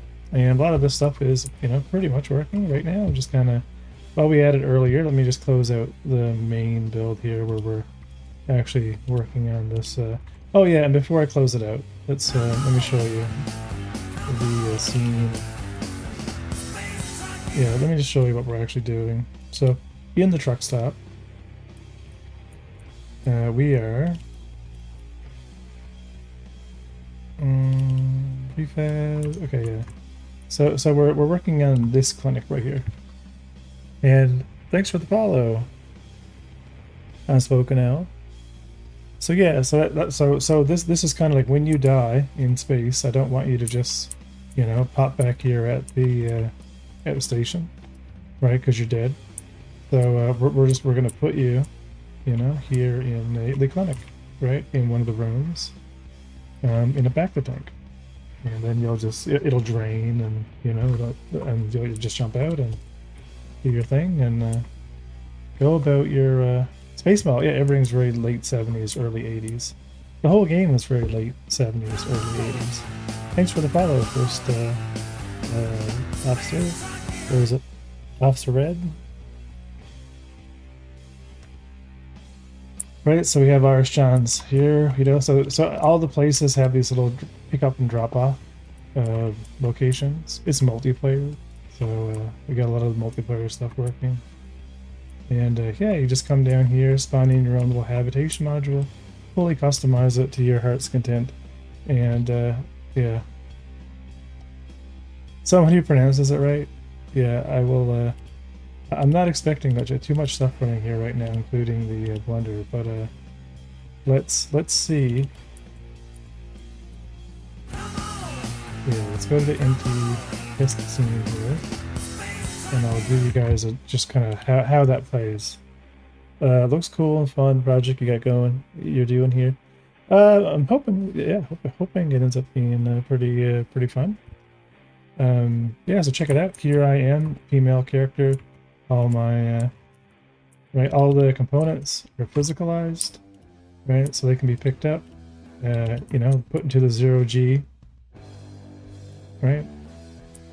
And just while I'm prototyping this, I just want to kind of show you how this works. So we're gonna go and decorate. We're gonna go and decorate our little habitation area over there. So we're gonna buy a sofa, 2 bar stools, the island, the light, and a sofa. And the idea is you buy your wonderful little items, and then you can bring them down to the hab, and you can customize it and do whatever you want. Right? So you have this kind of social aspect, right? Because these are all physicalized, and you got to put them on your ship and bring them to wherever you're going to go. Like obviously this stuff, like all the commodities, right? only certain things are available at certain stations.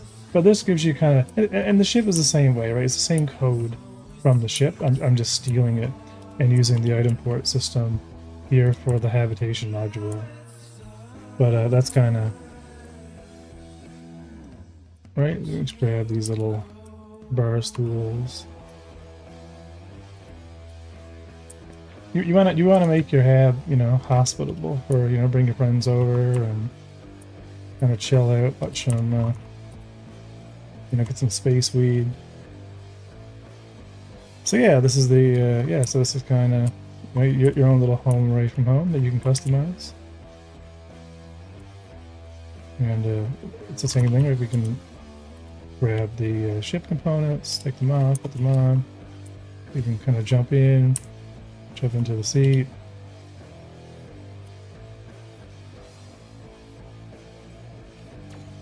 Right, and it all works. I can target that other ship that's there.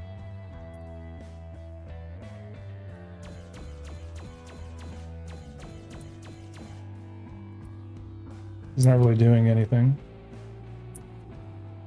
But I'm gonna put this thing in the hangar, and then we're gonna go back to actually what we were doing. Oh, if I can find the hangar.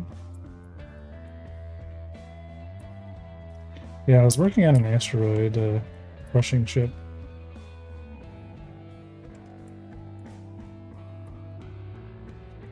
That looks like the kind of game I've been waiting to make, or at least something in the same ballpark. Everyone says that. I mean, I'm a big Star Citizen fan, and a lot of this stuff is, you know, like I just want to make the aspects of SC that I like.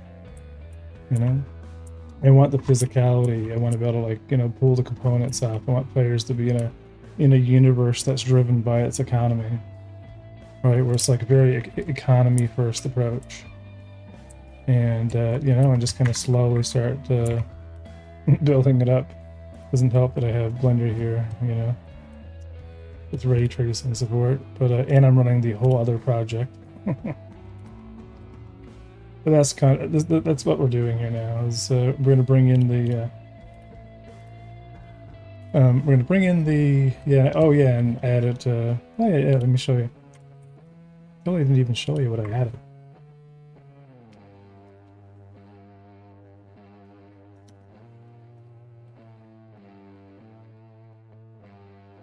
Yeah, so this is what we were working on. Here's like the systems project where I have like a low poly version of the game on inertia. This is the new world space UI I've been working on. I've been making it a lot more performant, and it just automatically, you know, just becomes a cursor. No more having to hold F and like interact with it. Like, this is what I had to do. I'd like hit F and like kind of like bring my mouse around, trying to make it all controller friendly. And then Pixius earlier on the stream, because we were playing around with the missile system, was like, it'd be really funny if there was a missile camera. So I added a missile camera.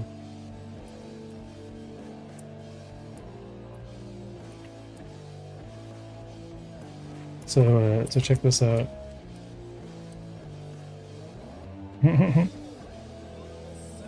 Now the missiles are very dumb and they overcorrect the course correction, and them banging into each other is also not helping, but they will find their target eventually. Boom. And then we're back to normal.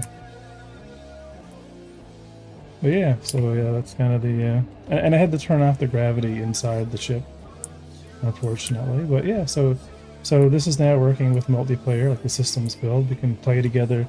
I have a build pretty much up now that's running 24/7, so we can all kind of jump in and just kind of like play with each other.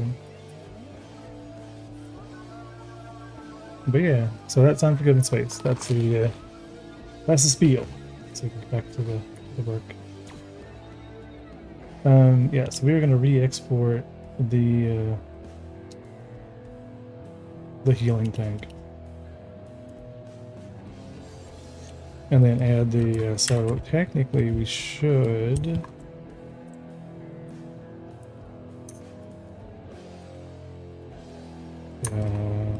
how do I unwrap this? You could do 2 planes instead of having the solidify modifier. I guess I could give it a material index, so it doesn't really matter. But I think I do just manually want to...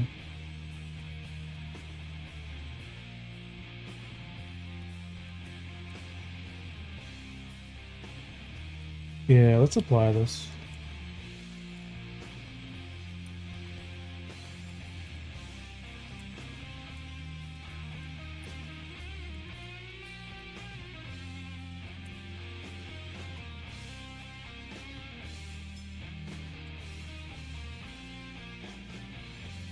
And then separate the inside from the outside and make sure our face orientation normals are fine. Yeah, because what we'll do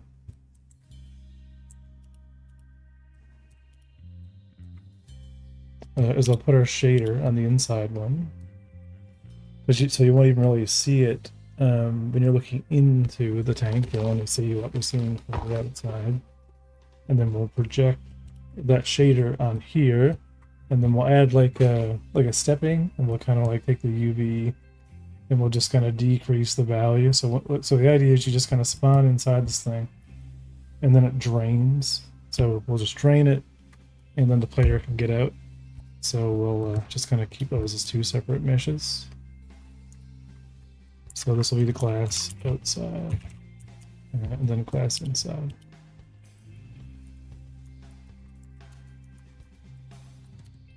And then for the materials then,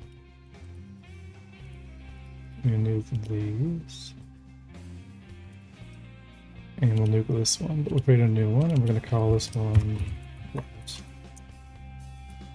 shader effect. When we get into the dough later.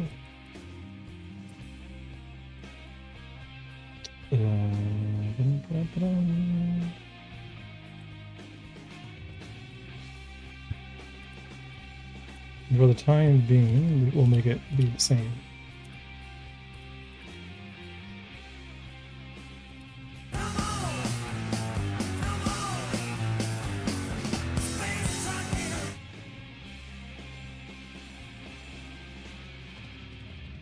Thanks for the follow, Electric Traveler. Yeah, I think this will be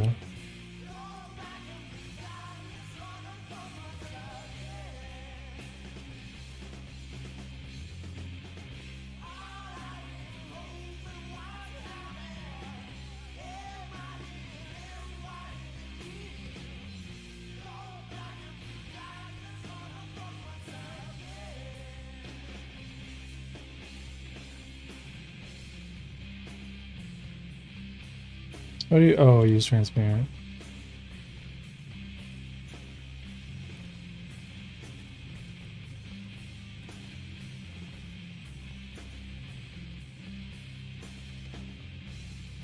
Okay, that's fine.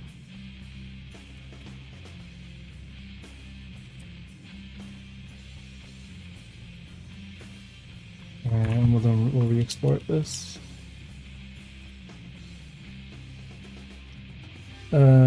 So it's going to be station modules, medical module, medical props under stations.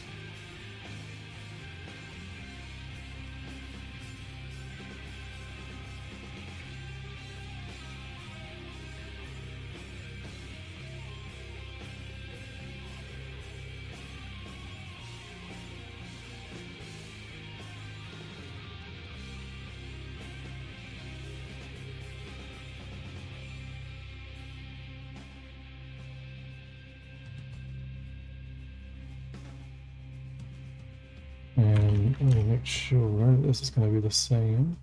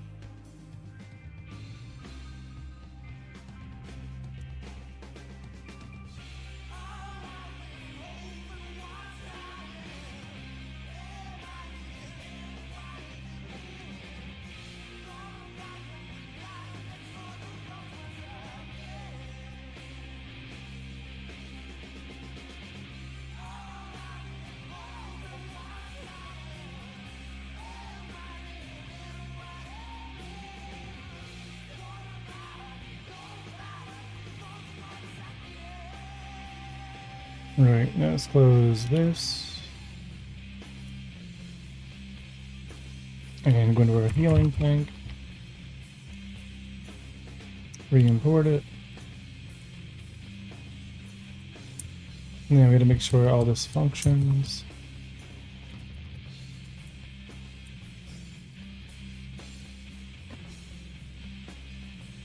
Prefab, station modules, medical module.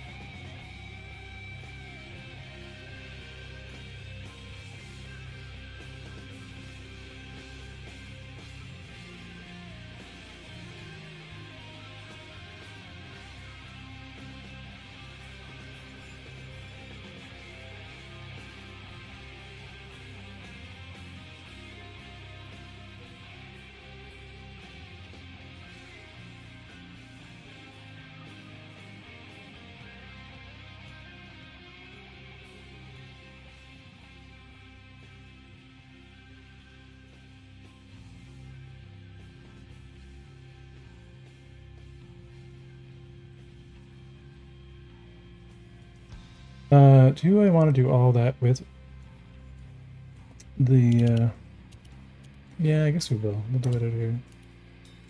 Let's add our animation player. Keep this editable.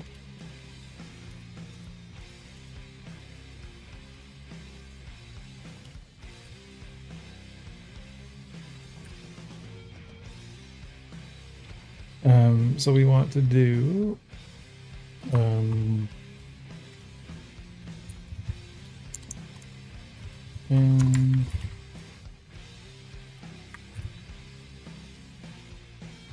okay, and this is going to be property track. We want the position of this.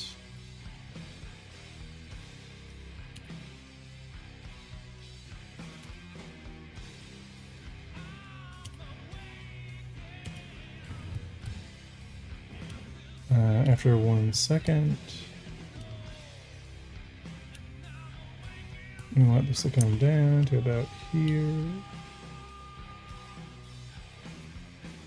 I'm gonna mark it. Okay, bring this back up.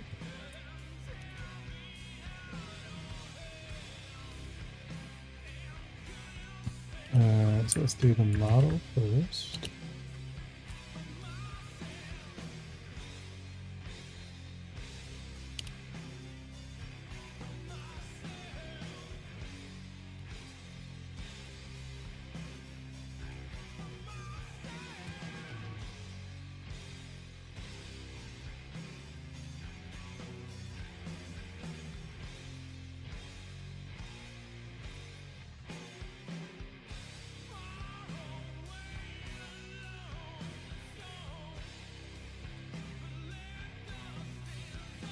Alright, so it's going to go 90.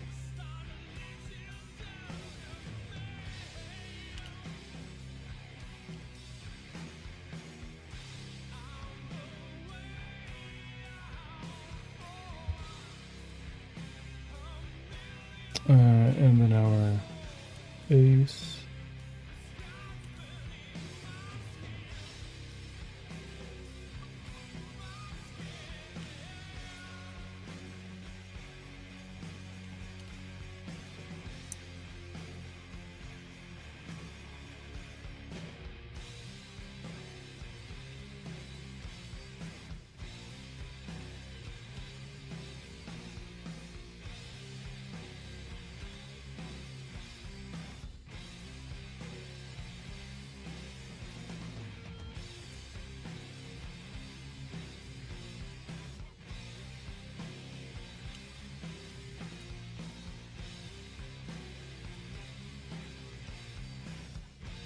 Well, gotta go. Good night. Have a good stream. Thanks again, first Officer Red.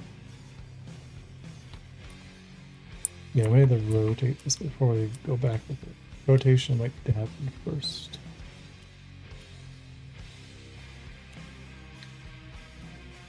So this happens.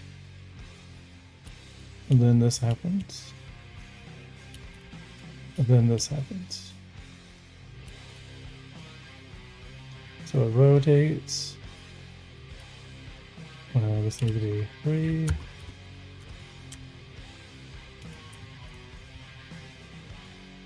So we'll rotate, turn, and go down.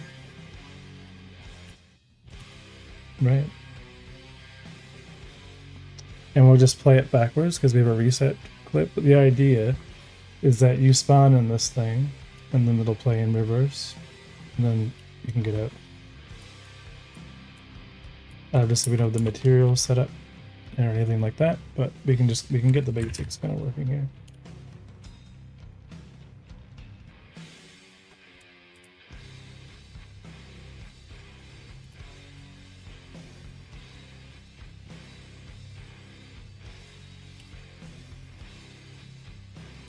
And then on our import, yeah, because we already have our shader material, so we just need, let's go back into our import setting. And our materials. This one is going to be our glass effect we created. But I don't think we created a material for it though. Yeah, we didn't. So let's save the one that we created here in the test scene.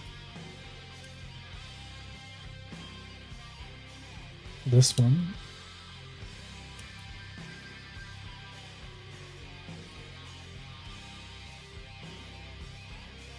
So we're gonna call this underwater material.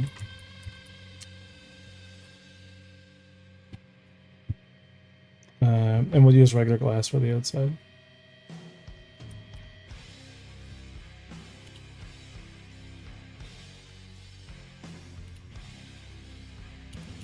Yeah, so here, let's do shader glass effect.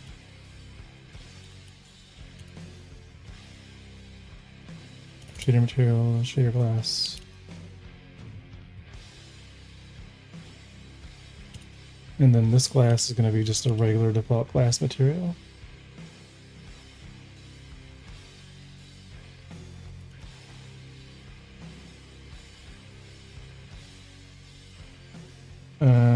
We'll use this one, maybe cockpit glass. Not sure which one of these is.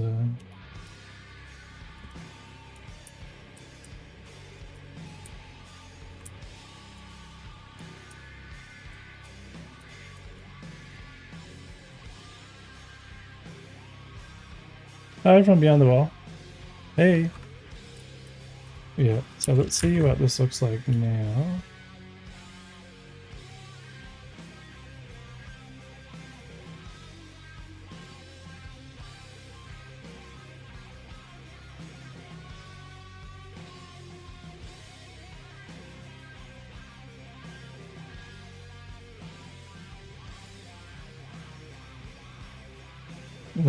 What did I do with that prepad? Here's the model. Did I not spell it right?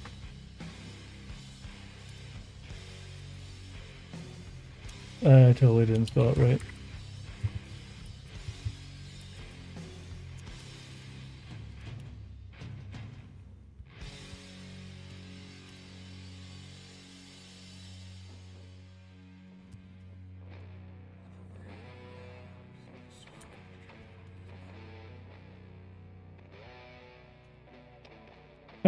Okay.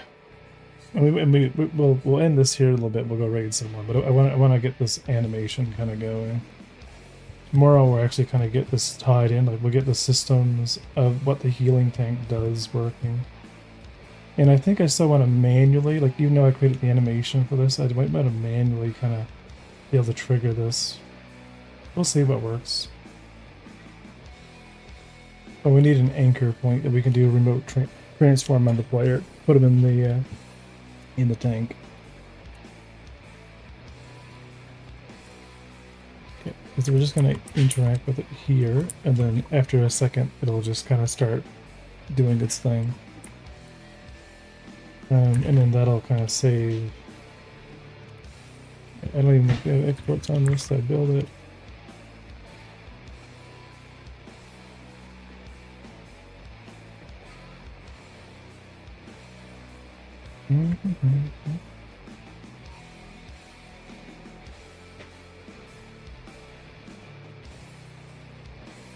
It is running.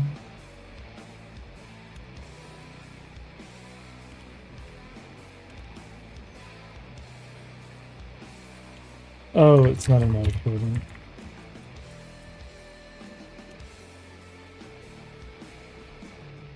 Yeah, here's one of those nights. It's gonna be cool though. I'm really excited. Tomorrow, I'll push a build to Patreon, and just a note to everyone: the game is fully funded by you guys.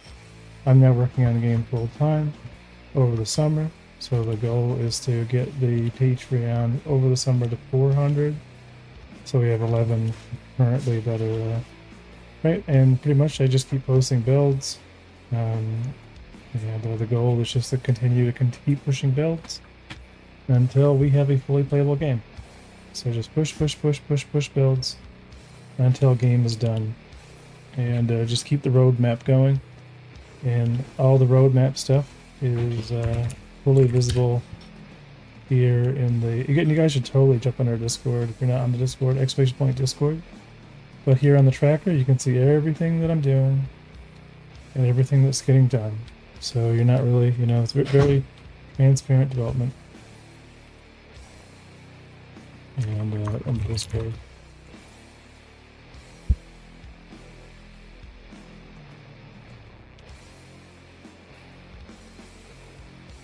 Did that do it? It did. Okay, so a note. So I was gonna manually do these as like an IK thing, but yeah, maybe the animation is probably better.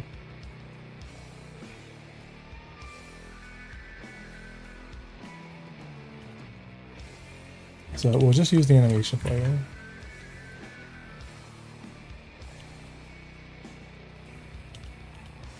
And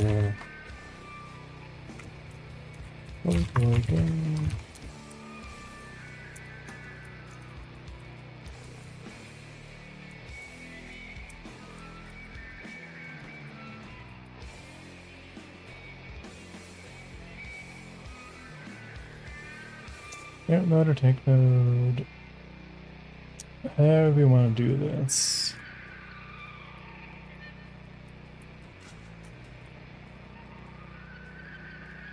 We could just make it inactive for the time being.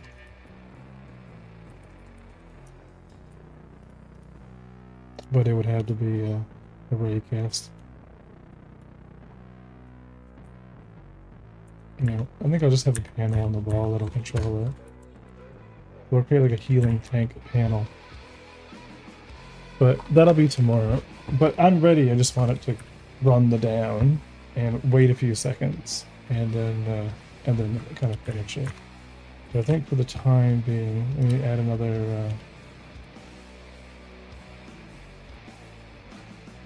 time node.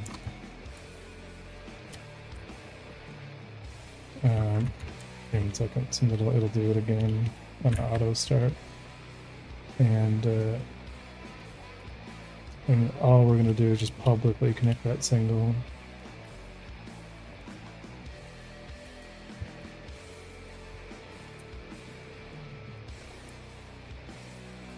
I just want to test the work.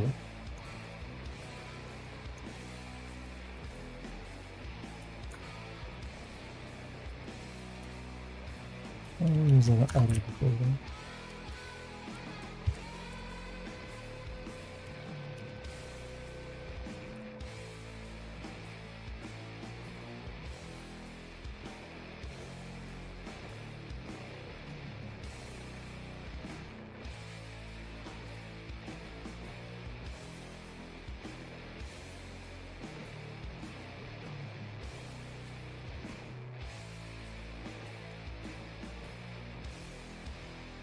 Yeah, why is all complete not working in this particular one?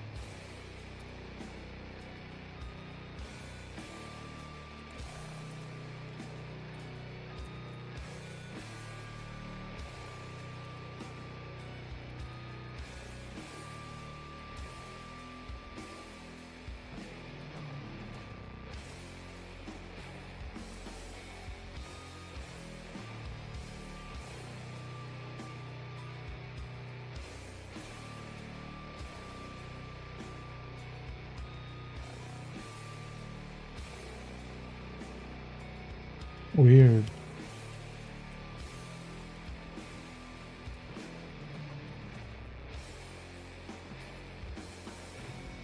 Build. Oh,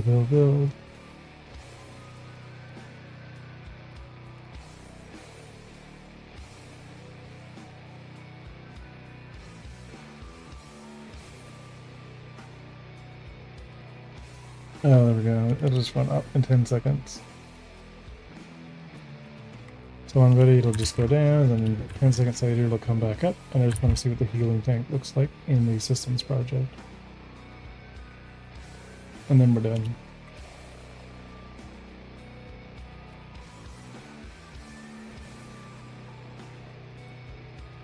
Probably terrible. Let's find out.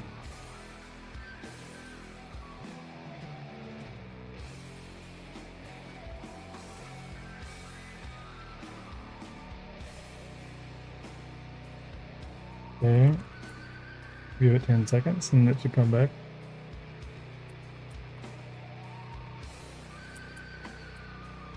Okay.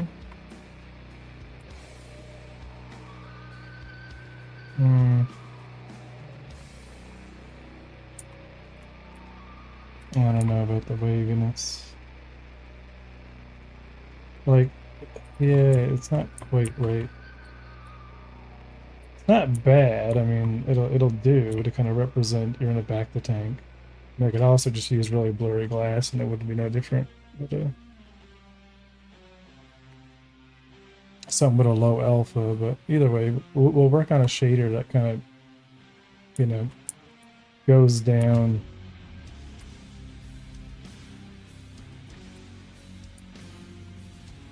So at least we can actually kind of get this set up on the project so we can actually spawn and despawn kind of like in the actual healing tank. And I think that'll be cool. So that's what's on the agenda. That'll be tomorrow or Monday stream, sure. I'll be rewriting all the UI stuff.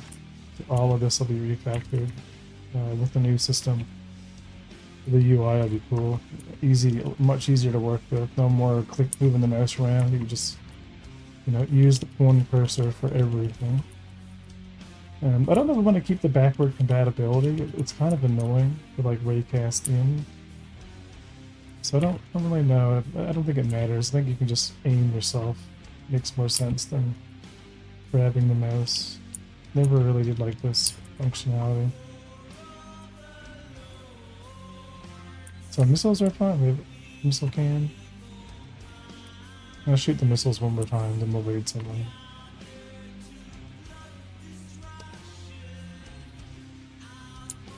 You know, I'm gonna show off the multiplayer, but I'll show it off tomorrow.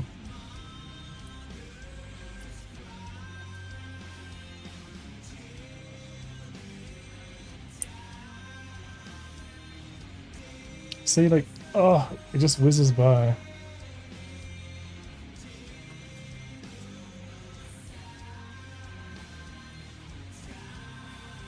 Yeah, they're not really aiming for the center of mass at all. It's funny.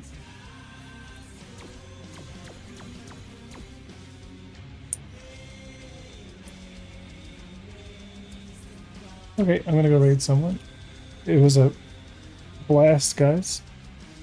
I will be back tomorrow, and we're gonna be keeping on working on the game. It's kind of the goal, you know, for this week is to really get this. I want to get this clinic working. I want to get the clinic done, you know, and kind of not final art, but feature complete, you know, get some of the details inside working. Good bunch, thanks. Yeah, yeah, no worries. I'm also on Twitter, and if those that want to help, I'm trying to increase the reach. So I'm gonna try to start multi-streaming on Facebook as well. But I actually can't go live until I have 100 followers. So it's all about, right now it's just trying to get more reach, get more people looking at the game, see if people are interested in the game.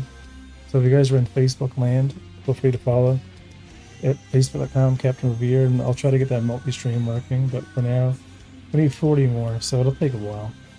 And we're gonna go raid someone here in a bit. So I'm gonna just log in and end it here. We're also on YouTube at Revere something. So let's adios here in the YouTube.